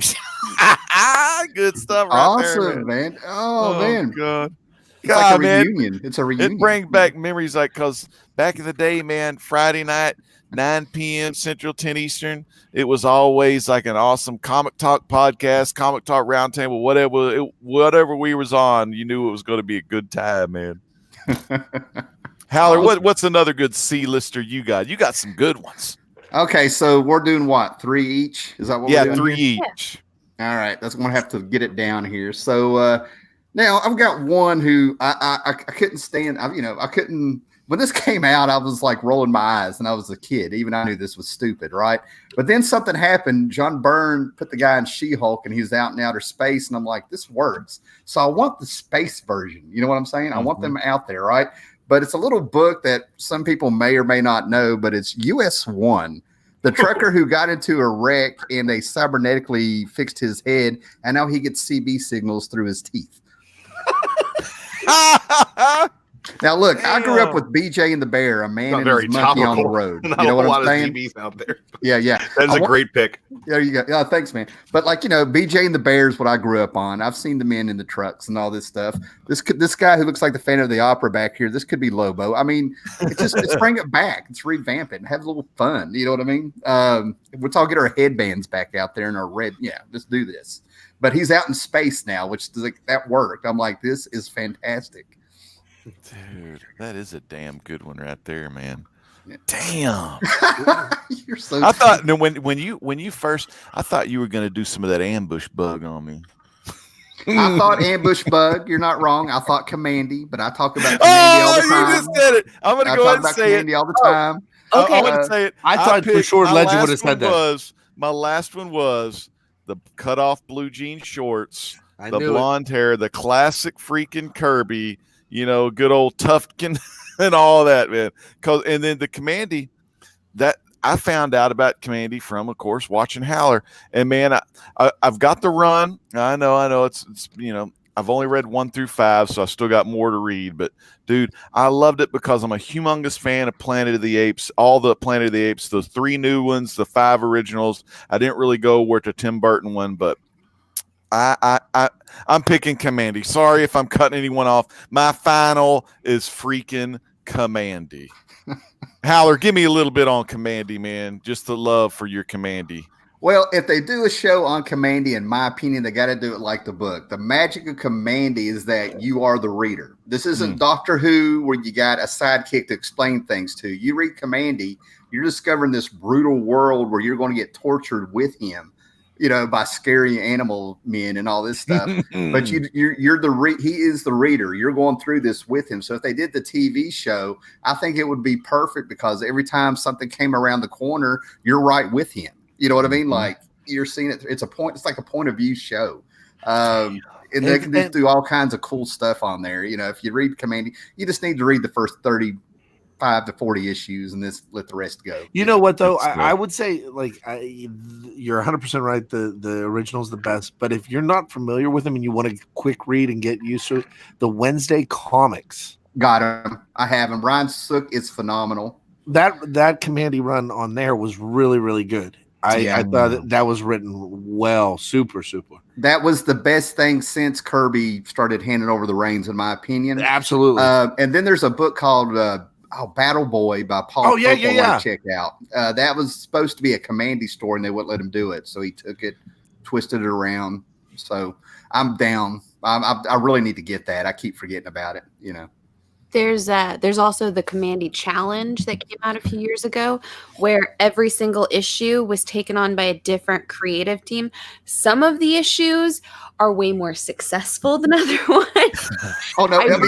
As a Kamandi fan myself, Legend and I have talked about the challenge, Kirby properties in our own right, but I would say arguably Kamandi's starting to come a little bit more up in light, especially with some of the more recent stuff he's been in. Yeah. But yeah, he's still like right there on the cusp. I definitely feel like he could be primed for a show like that. He was in that new Batman, the Batman Brave and the Bold. He starred in that. Maybe Kat, was he in any of the Justice League action episodes or anything? He was not in. I have not seen him in Justice League Not action. that one. He wasn't. He wasn't in. Oh, go ahead. Something just recently. I What think they what big event did they just have him in? I forget. The one I Millennium. read Teams. was it Millennium. what was it? Millennium. And it was horrible. I think Bendis trolled me in issue 2. No joke. It was horrible. No, like I seen that. I saw that when you put that on Twitter. you know how bad they need this. Marvel ripped them off. Do you guys? Huh? Marvel ripped Kamandi off mhm. because there was a god awful Spider-Man cartoon in the 90s where he ended up on a planet that was ruled by animal people. Spider-Man Unlimited. It was the Beast Men of the High Evolutionary. Yeah.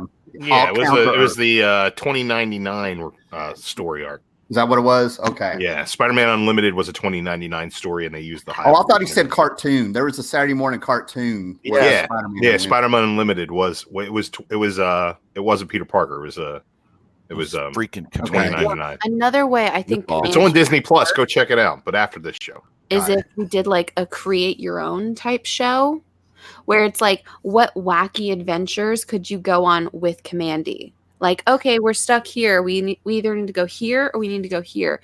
Where would be our best option? Yeah, like a Netflix show like they do with the Shrek, that little Puss in Boots. They have a little Netflix interactive choose your own adventure type thing. That would be awesome with Kamandi. You Against Wild or whatever, and it's got Bear Grylls on it. I know Markiplier just did one here on YouTube. That was a lot of fun to go through, and there was like so many different outcomes that came out of it. But I think that would be a lot of fun for Kamandi, and I definitely feel like that would be a way to get people involved and actually interested in the character. You know what we need to do, Chad?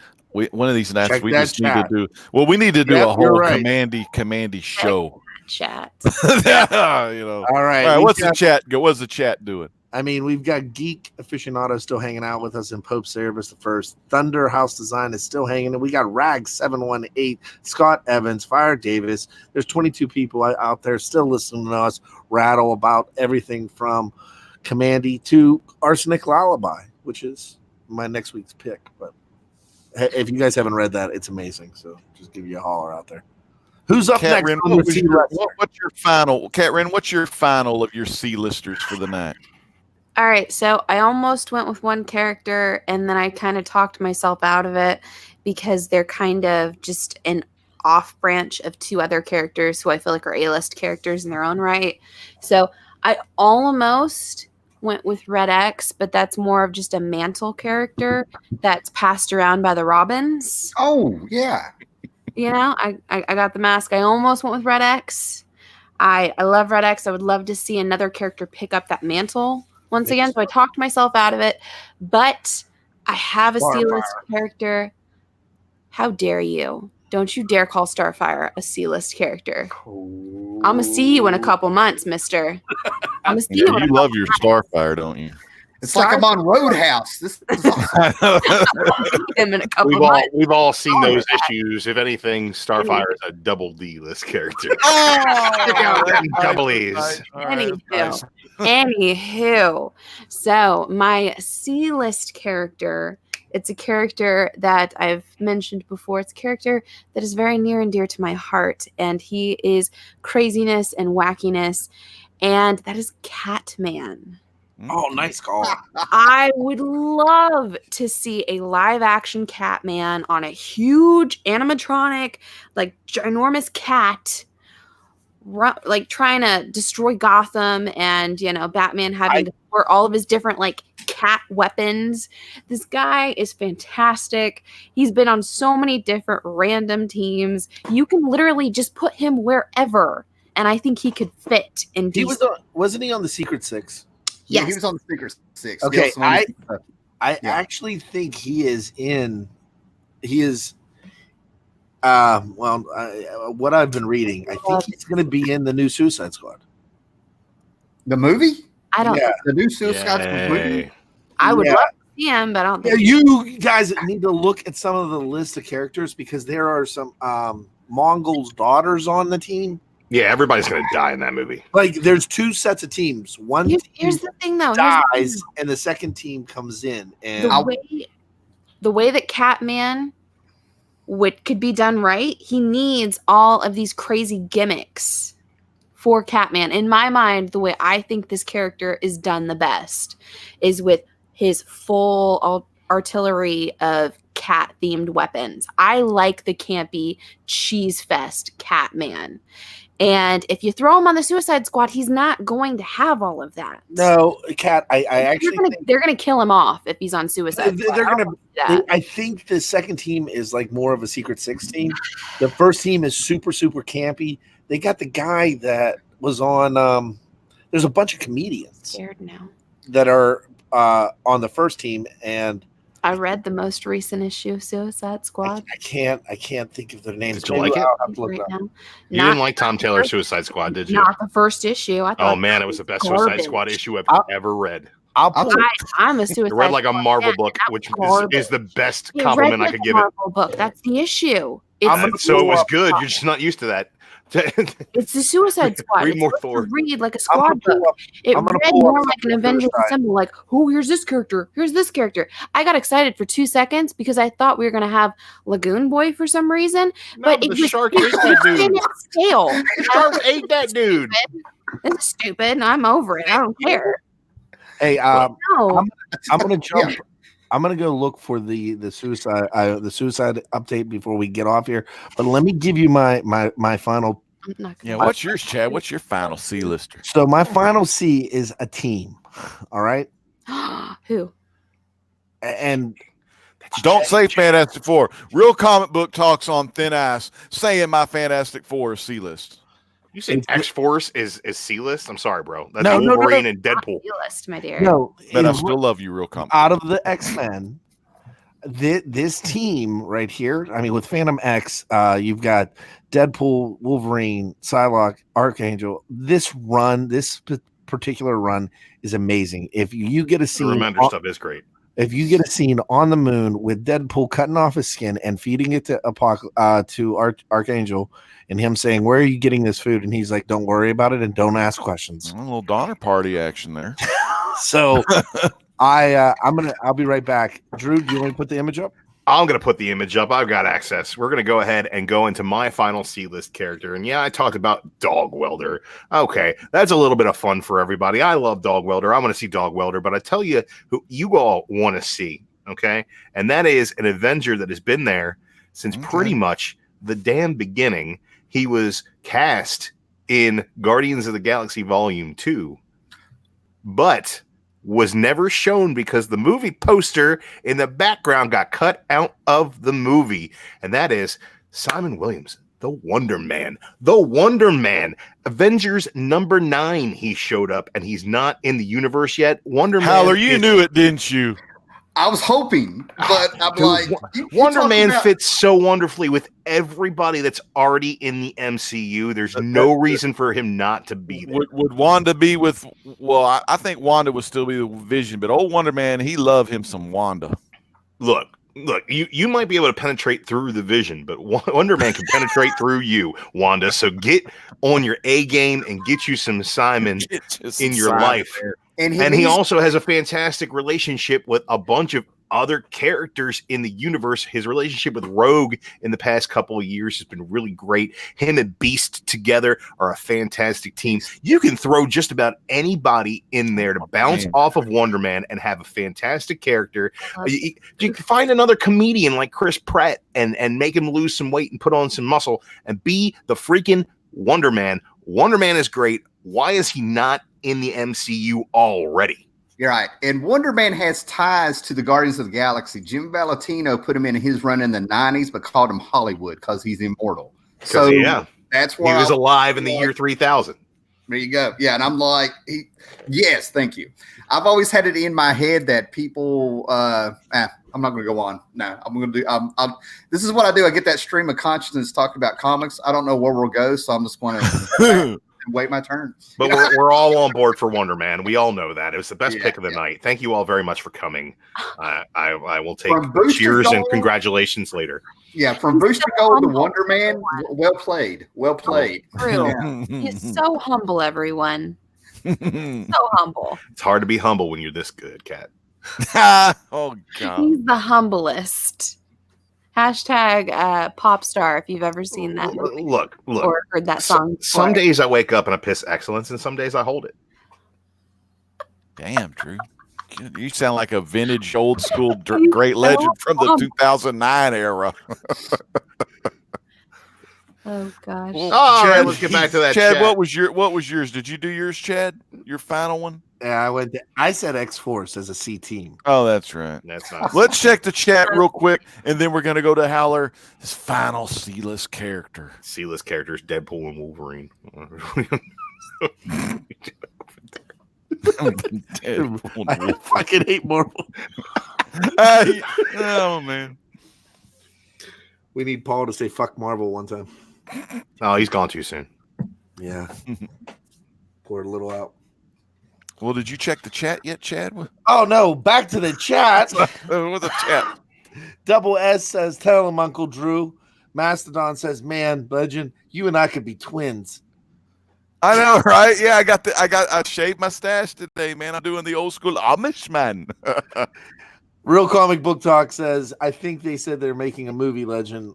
Count Von Strange. I hope so. Drew is like everyone else. He puts his pants on. Whoa. Let's just pause right there. Who said I'm wearing pants? That's true.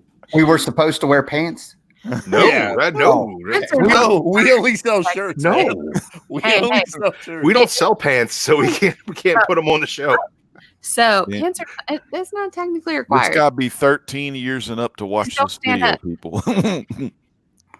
All right, so here is my picture that I was able to get. I don't have the names, but this is from the Suicide Squad. It's got to be Bronze Tiger. That's what I was wanting to throw out of there. We were talking about that. I mean, I have faith with James Gunn. I have faith with James Gunn, but it's got to be Bronze Tiger if it's Suicide Squad. So hard. Yeah, I mean, you've got Nathan Fillion. I don't know who this character is. I can't remember. Woke up. This Pete one, Davidson is in this movie. Yeah, Not the Javelin. Right there. Those guys are all fodder. Oh, I hope they all die. I'm going to laugh if that's Booster Gold now. Well, here's the problem. I actually think Gunn's brother, what's his name? The one that played Sean Gunn. Yeah. Mark Gunn. He is I think he's playing King Shark. Bart Gunn. Badass Billy Gunn. Billy Gunn. You don't think that's the prankster, do you? The prankster? I'm stuck on the guy in the blue and the gold. He's got a spear. That might be Kamandi. No, it's a javelin. Emergency. The javelin. It's the javelin. Emergency Awesome did a video about this. Apparently, this guy was a Olympic gold winning athlete, and something happened. He was from Gotham. He ended up turning into a life of crime, but he has a super bright costume. That's every DC villain. It's like, oh, I was an athlete, and then I needed to rob a bank, and then Batman locked me up, and now I'm a villain. Where's the love for the DC? Come on, man. It's when they start putting good comics out again, we'll start giving them some love. But they're Tom King has a new Batman Catwoman book coming out. I won't be reading it. Like they should have in the freaking 50th issue. Oh my god! Oh, and so all. I'm not even gonna get started on that right now because is Batman Incorporated still a thing? It will be. I like Batman Inc. It is because they haven't wiped it. Because I think 52 they haven't touched. Well, it was in the New 52, but it hasn't shown up in Rebirth at all. Yes. Well, I think it's about to because I think Batwing's taking over the mantle for a minute. Yeah, but it's just stupid. like a part of it. It's just like an off branch. Okay, but there's going to be multiple Batman in the... Okay. But there's already multiple Batman because we got the Chinese Batman. Yeah, you got Baxi. I was a huge fan of Baxi. Of course, one of those C-list characters, one of my honorable mentions, of course, is Keenan Kong, or Kong Keenan, Ming Yao, Yao Ming, however you want to do it in China. But, man, I love that all-new Superman, the Chinese Superman. That was fun. Fun stuff. So real quick regarding the Suicide Squad, if you could see in that photo that I showed, I'll put it back up. You don't see anybody from the original cast except for Joel. Wait, no. Captain Boomerang. Jay Courtney, right? Jai Courtney, the unactorest actor of all time. That guy couldn't act his way on the web. This is where it's fabulous. Jai Courtney would get kicked off the set of a workplace sexual harassment video. He's such a bad actor. Let that man. So this is where it's going to get interesting. I am about to attempt to say a bunch of names. This is going to get interesting. All right. Okay, so returning is Margot Robbie playing Harley Quinn. We also got Taika Waititi. Is that how he's? Yeah, him. Taika Waititi's in the movie. Yeah, that might actually be good. Idris Elba will be playing. Yeah, okay. Idris Elba, sorry. He's playing the guy that was already on Arrow. Vigilante. Oh, he's playing Vigilante. Oh, Vigilante. Yeah. Man, maybe all these shitty Vigilante books I got in my collection will be good. Get rid of them. Joel Kinnaman is playing Rick Flag. John Cena is playing the Peacemaker. Oh, John Cena is Peacemaker. Did you just hear that? Thankfully, you won't be able to see him. I can't see that. Yeah. Jai Courtney is returning as Captain Boomerang. Nathan Fillion. They don't have his name. They don't have who he's playing. He's playing a throwaway character. But he's the one in the green right here with Jai. What? Do you see on the screen? Do you see him in the green? Talking about the guy with the helmet and the skull and crossbones on his chest? That almost looks like Gangbuster until I took a long. That's actually Nathan Fillion. What? What about Starfire? Who's Starfire? That is not Starfire. It looks more like Starfire than any Starfire we've got. We have Viola Davis returning as Amanda Waller. Pete Davidson up there with a bunch of buckles on. Elisa Braga, Michael Rooker, David, the Dastmalchian.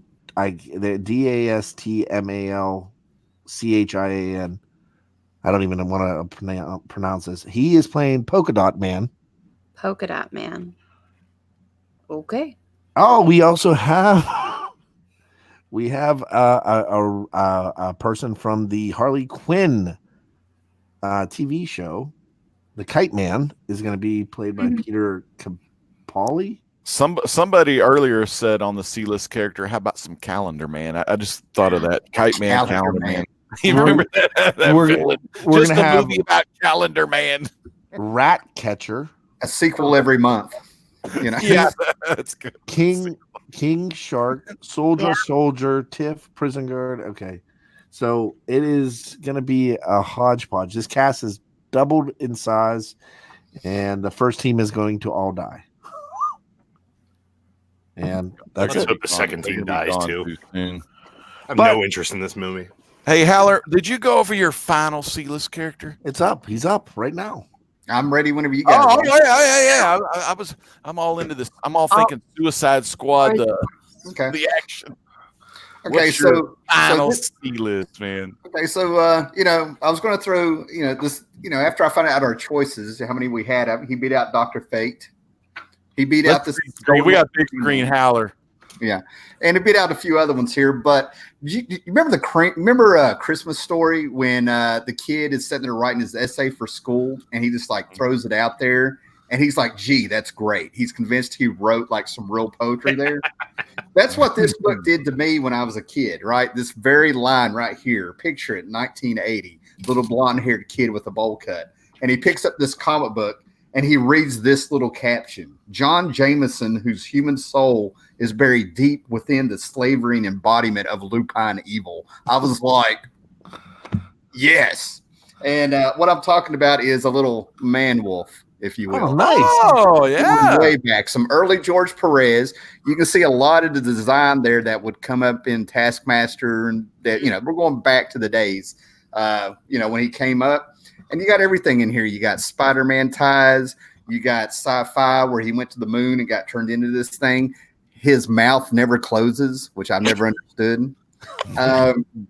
You know, you got some fantasy. You got, I mean, look at that. Tell me that's not Taskmaster. He's panting. Yeah. And then you have everything. I mean, this book has everything. This is like a Japanese drama. There's some spec on that Man Wolf run. Yeah. So I think they can go back, and I would like it to be a period piece. I want it to take place in the 70s, just like it is now. You know, when I read that would be pretty cool. Yeah. And it's so obscure that you wouldn't have people sitting there going after it, saying they got this wrong and they got that wrong and stuff. This can go anywhere. That's one of the reasons I really did pick it. Great design. You know, he's a beast. There's all kinds of things in there. He's got a girlfriend, and it's that tragic thing of the beast will not let me, be with my girl in the right way. And then he's got an asshole for a dad. I mean, come on. And he's an astronaut. Look, don't call his dad an asshole. All he wants is pictures of Spider-Man, damn it. He wants those damn pictures, Jay Jonah. Okay, he's a lovable asshole, all right? Lovable asshole. I'll go that far. He's just a businessman. Well, damn, dude, that was a kick-ass C-list character. I mean, I think all of our C-list characters, those characters deserve TV shows, movies, more panel time in the comics, and more screen time on the big screen, man. So, Chad, we got the old stinger, old Steve Borden's coming out of the Raptors. Let's go around and have some final thoughts. Chad, what's your final thoughts of the night? There he is, Sting. Hey, I'll do last because I gotta hit the off button. All right. Well, final thoughts for me, man. One of the inspirations that I've had over these years in the comic book community. Haller, again, man, thank you so much for being on. I know it was short notice, and I was just, I was talking to Chad today in the Comic Core. We have a little Comic Core Facebook chat, and I was telling him, man, I just really miss some of those old days on those old Friday nights, some of the old gang, and he was like, hell, try to get Howler Mouse on. And it's like, damn, that's a good idea. So, got a hold of you and got you on there. So thank you again. It was just freaking awesome. And so this week, I don't, me and my live videos or when I do videos, nothing's ever scheduled or anything like that. I just go live if like the conscious mind tells me to go live. Oh, my goodness. Run in. We got to get this guy. We got to run in for a dusty finish right here. My final thoughts again. Oh, yeah. We'll put him on in a minute. I see Woodard 19, one of the best guys ever as well. But yeah, not much going on. I'm going to be reading, of course, Ozymandias and the old Crimson Corsair. Well, I'm going to work on watching the motion comic, try to get my wife. She's seen the movie. Where's Howler? Did he leave? Howler drop? Did he? Oh, dude, don't tell me you kicked out Howler. I mean, one of the best, man. One of the best. Hopefully, really? Howler. Hey, we've kicked out worse. Why don't we just? No, we didn't kick out anybody. We just brought in Carson. All right. Well, Howler is having thunderstorms tonight. Tell him to jump on. If he's on, come on back. I'll try to message him on the old Facebook here. But interrupt that filibuster. Here, you message him. Let's ask Carson. Just subscribe to me and then hit the bell icon. And if I'm live, I'm live. If I'm not, I'm going to be right here on the Comic Core Monday through Friday. You're going to get only the best live entertainment you're ever going to see, and that's with that CORP. Good times. I'm going to talk to Howler. So, Cat Wren, what do you got going on this week? I got some reviews coming up. I have a pretty in-depth look at this coming up later on cinema. So this is In Search of Darkness for Carson. I know you're kind of squinting there trying to read it real quick, but it's a documentary on all things fantastical in the world of 1980s horror, which I already did shout you out because our boy Joe Bob Briggs and Marcy the Mill Girl are both featured in this, as well as a bunch of other really awesome people. But I got that coming up. I got some comic reviews coming up. I'm definitely got some stuff coming up. I think he's back. All right, hell yeah, as well. The storms came up, lightning crash. Thank you for the kind words there, big man. I appreciate that, legend. You're very welcome, brother. Chad, why'd you do that? Catrin. All right. Well, first, Drew, before we get to your filibuster, you're always saying I got the filibuster. So You are the king of the filibuster, my friend. If you were a superhero, you'd be Mr. Filibuster. Time out, man. I got to say something. Hey, Carson, how's it going? Carson, we missed you. I guess I'll talk. Hey, it's going great. How you guys tonight? Carson, check out chat. All right, I will give him one tonight. We got Mr. Gretzky 9966. He's always in the chats. I love that guy. That guy's great. We got David Enrique. He's in the chat. Another one of my favorites, Real Comic Book Talk. I just watched some of their best of coverage for 2019, and it was excellent. Definitely check out, Ant's love for Shazam Legend. I know you definitely approve of that. I totally agree. Best part of the whole show. Yeah, we got Count Von Strange the Fourth. He says he loves him some Joe Bob. Loved Monster Vision. That makes two of us, man. Monster Vision, some of my favorite times I ever had on Saturday night on TNT in the 90s. Love that stuff. We got Fire Davis says the gang is back in town. How you doing tonight, Fire Davis? We'll give him one, too. We got the Mastodon Comics. He's not even, I keep wanting to call him Mastodon Comics and Collecting. Now he's just the Mastodon. He doesn't collect the Mastodon, how you doing tonight, man? Let's see. Do we have any bad news? There we go. I'm afraid I've got some bad news. We got Chris Barrett. He's in the chat tonight talking about Martian. Is he called Martian Manhunter or C-list character? Is that what he's doing? Carson's so much better than me at this. We got Thunder House Design saying Idris Elba. That's why I had to rush home, Chad, because I heard you. I was listening on the drive home, and I heard Chad naming off actors and characters. I'm like, that's going to be my favorite segment. I got to speed home as quick as I can to hear that segment, and it was amazing. So thank you for that, Chad. What was it? Chris Alba, you originally said? Idris Elba is playing. Who? What did I say? Jessica Alba, Chris Alba. You said everyone but Idris Alba. No, James Gunn's brother, Badass Billy Gunn. That was my other favorite. So thank you for that legend. All right. Tyler, what do you got to say, brother? Oh, well, I didn't know you guys did a final thoughts, but I want to sit here and say thanks for having me. Had a blast. Thanks for bringing me on here, Legend, and remembering the good old days with us there. Yeah, man. We're connected. I know what you're saying. I know what's going on there. Yeah. And it was a lot of fun, man. Loved everybody's choices. So had a lot of fun. Appreciate it. Howler, where can they find you on all the social medias? Howler Mouse on Twitter. You actually can go to my page. And then everything is in there. I got links to Instagram and everything. I play around here and there. And I'd like to say that I wish we could swim like dolphins can swim. We can beat them if we try because we can be heroes. That's right. Hey, we need to get the dude on the Comic Core quiz show. Oh God, Howler! Howler would just decimate people on that quiz show. There's some people coming in there with some big egos, man. Howler doesn't even have. Howler's the most humble guy in the world. No, I'm not. I know. I watched this that video man the will other day. just win. And Howler. So on future Saturdays from now, we're gonna have the Comic Core quiz show. It's gonna be a 2-man show. It's gonna be kind of like Family Feud / Jeopardy style, but it'll be you and a partner of your choice going against. I mean, oh my God! If you were to call your old finely designed compadre, old Costin Bromstorm, y'all'd walk home with the trophies.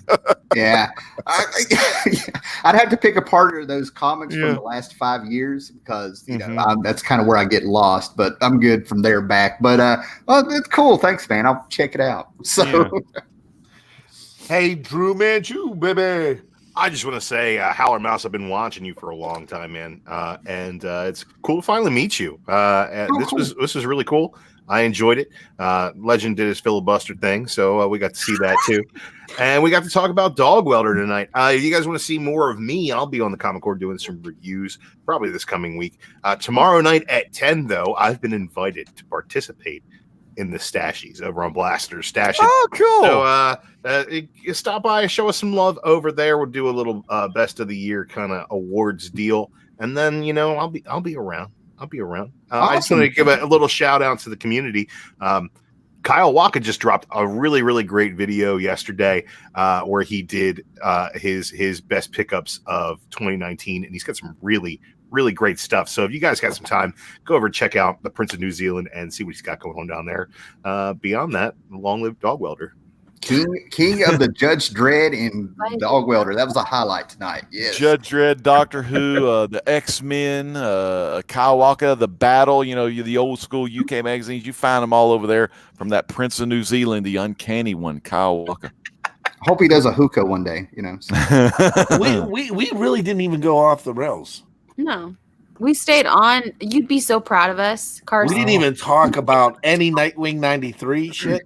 Not yet, not till now. Pretty much as soon as I got here, it just went downhill. So I apologize to the fans out there. It's all my It's fault. just so much. It's like a stress comes, like, because I have to check this chat, Right. and then I have to read names, and that's why I read comic books, because they got pictures in them, and like Whitewell wasn't in here, and I was going like Whitewell, Alec. Oh, thank God he's not here, just because I would have fucked up his name. You know what it was like, really, is like it was like the teacher wasn't there, right? And you think the teacher's going to walk in any minute, right? So you just behave yourself because the teacher's coming, but then the substitute walks in, and we're like, oh, fuck, we throw things now.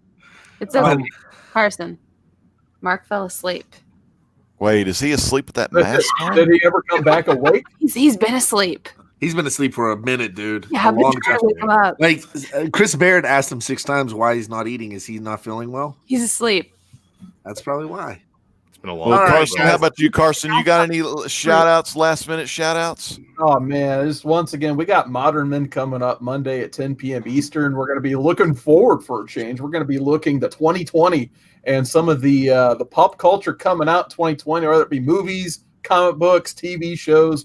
We're going to be talking about what we're looking forward to the most on that show. And I may just, go on my channel and do a live stream of what I've been reading lately. Because and Carson, we did that for you. What tonight. was the Modern Man? What book? What are y'all reviewing from Modern Man? What was the Modern? That's right. We'll be reading the Brad Meltzer Justice League run. So Nice. pretty much just 0 through 6 on that. So there is a 0 issue. I actually got a chance to read that yesterday, and it's bringing back a lot of memories because I remember, that being one of my favorite Justice League books at the time. So I'm curious to see how it's held up over the last 13 years. That's not Tower of Babel? That's Grant. No, that was Grant Morrison in the late 90s. Yeah, okay. This one was the Meltzer run where they're putting back together the Justice League after Infinite Crisis. And you get a lot of Red Tornado, a lot of Arsenal, a lot of Vixen in it. Oh, very cool. Yeah, so that'll be fun. And then I think I'm going to try to read one of Drew's favorites, House of X, Powers of X, for my live stream coming up. I'll probably do it on Monday on my channel because I have to work Tuesday. So, yeah. That'll be Chad.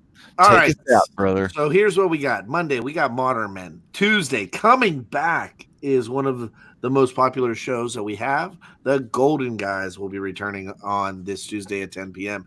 Wednesday night, we've got the greatest comic book show of all time. Is it of all time or ever?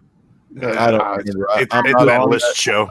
This is the greatest Bear show. I Island don't know what show. Wednesday night people are most doing. average show that day. Average. So definitely check out Bear Island and Best comic book show ever.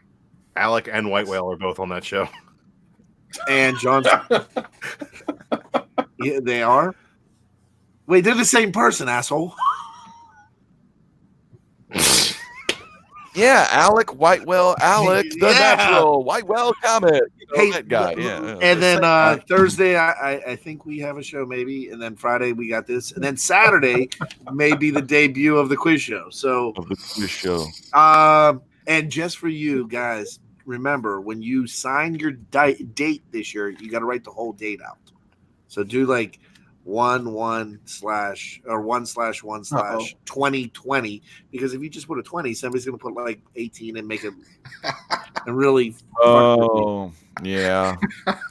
Look, Bear Island, he couldn't get the name of your show right, but let's go ahead and give Chad the utmost respect. He did not say Howler Mouse's name wrong once all night. Thank you, Chad. Well, I was excited about that. And then last but not least, we if we get to 1,000, I think we're taking somebody with us and we're flying them U.S. Air First Class. Oh, is that just a dig at Bear Island because he had to fly Spirit? No, not at all. He's got to write another song. All right, guys. We're Sting. Drop the man from the Sting's here. Raptors. Thank you for watching. We'll see you guys next week. Peace and God bless. Bye. You baby. Peace and hair.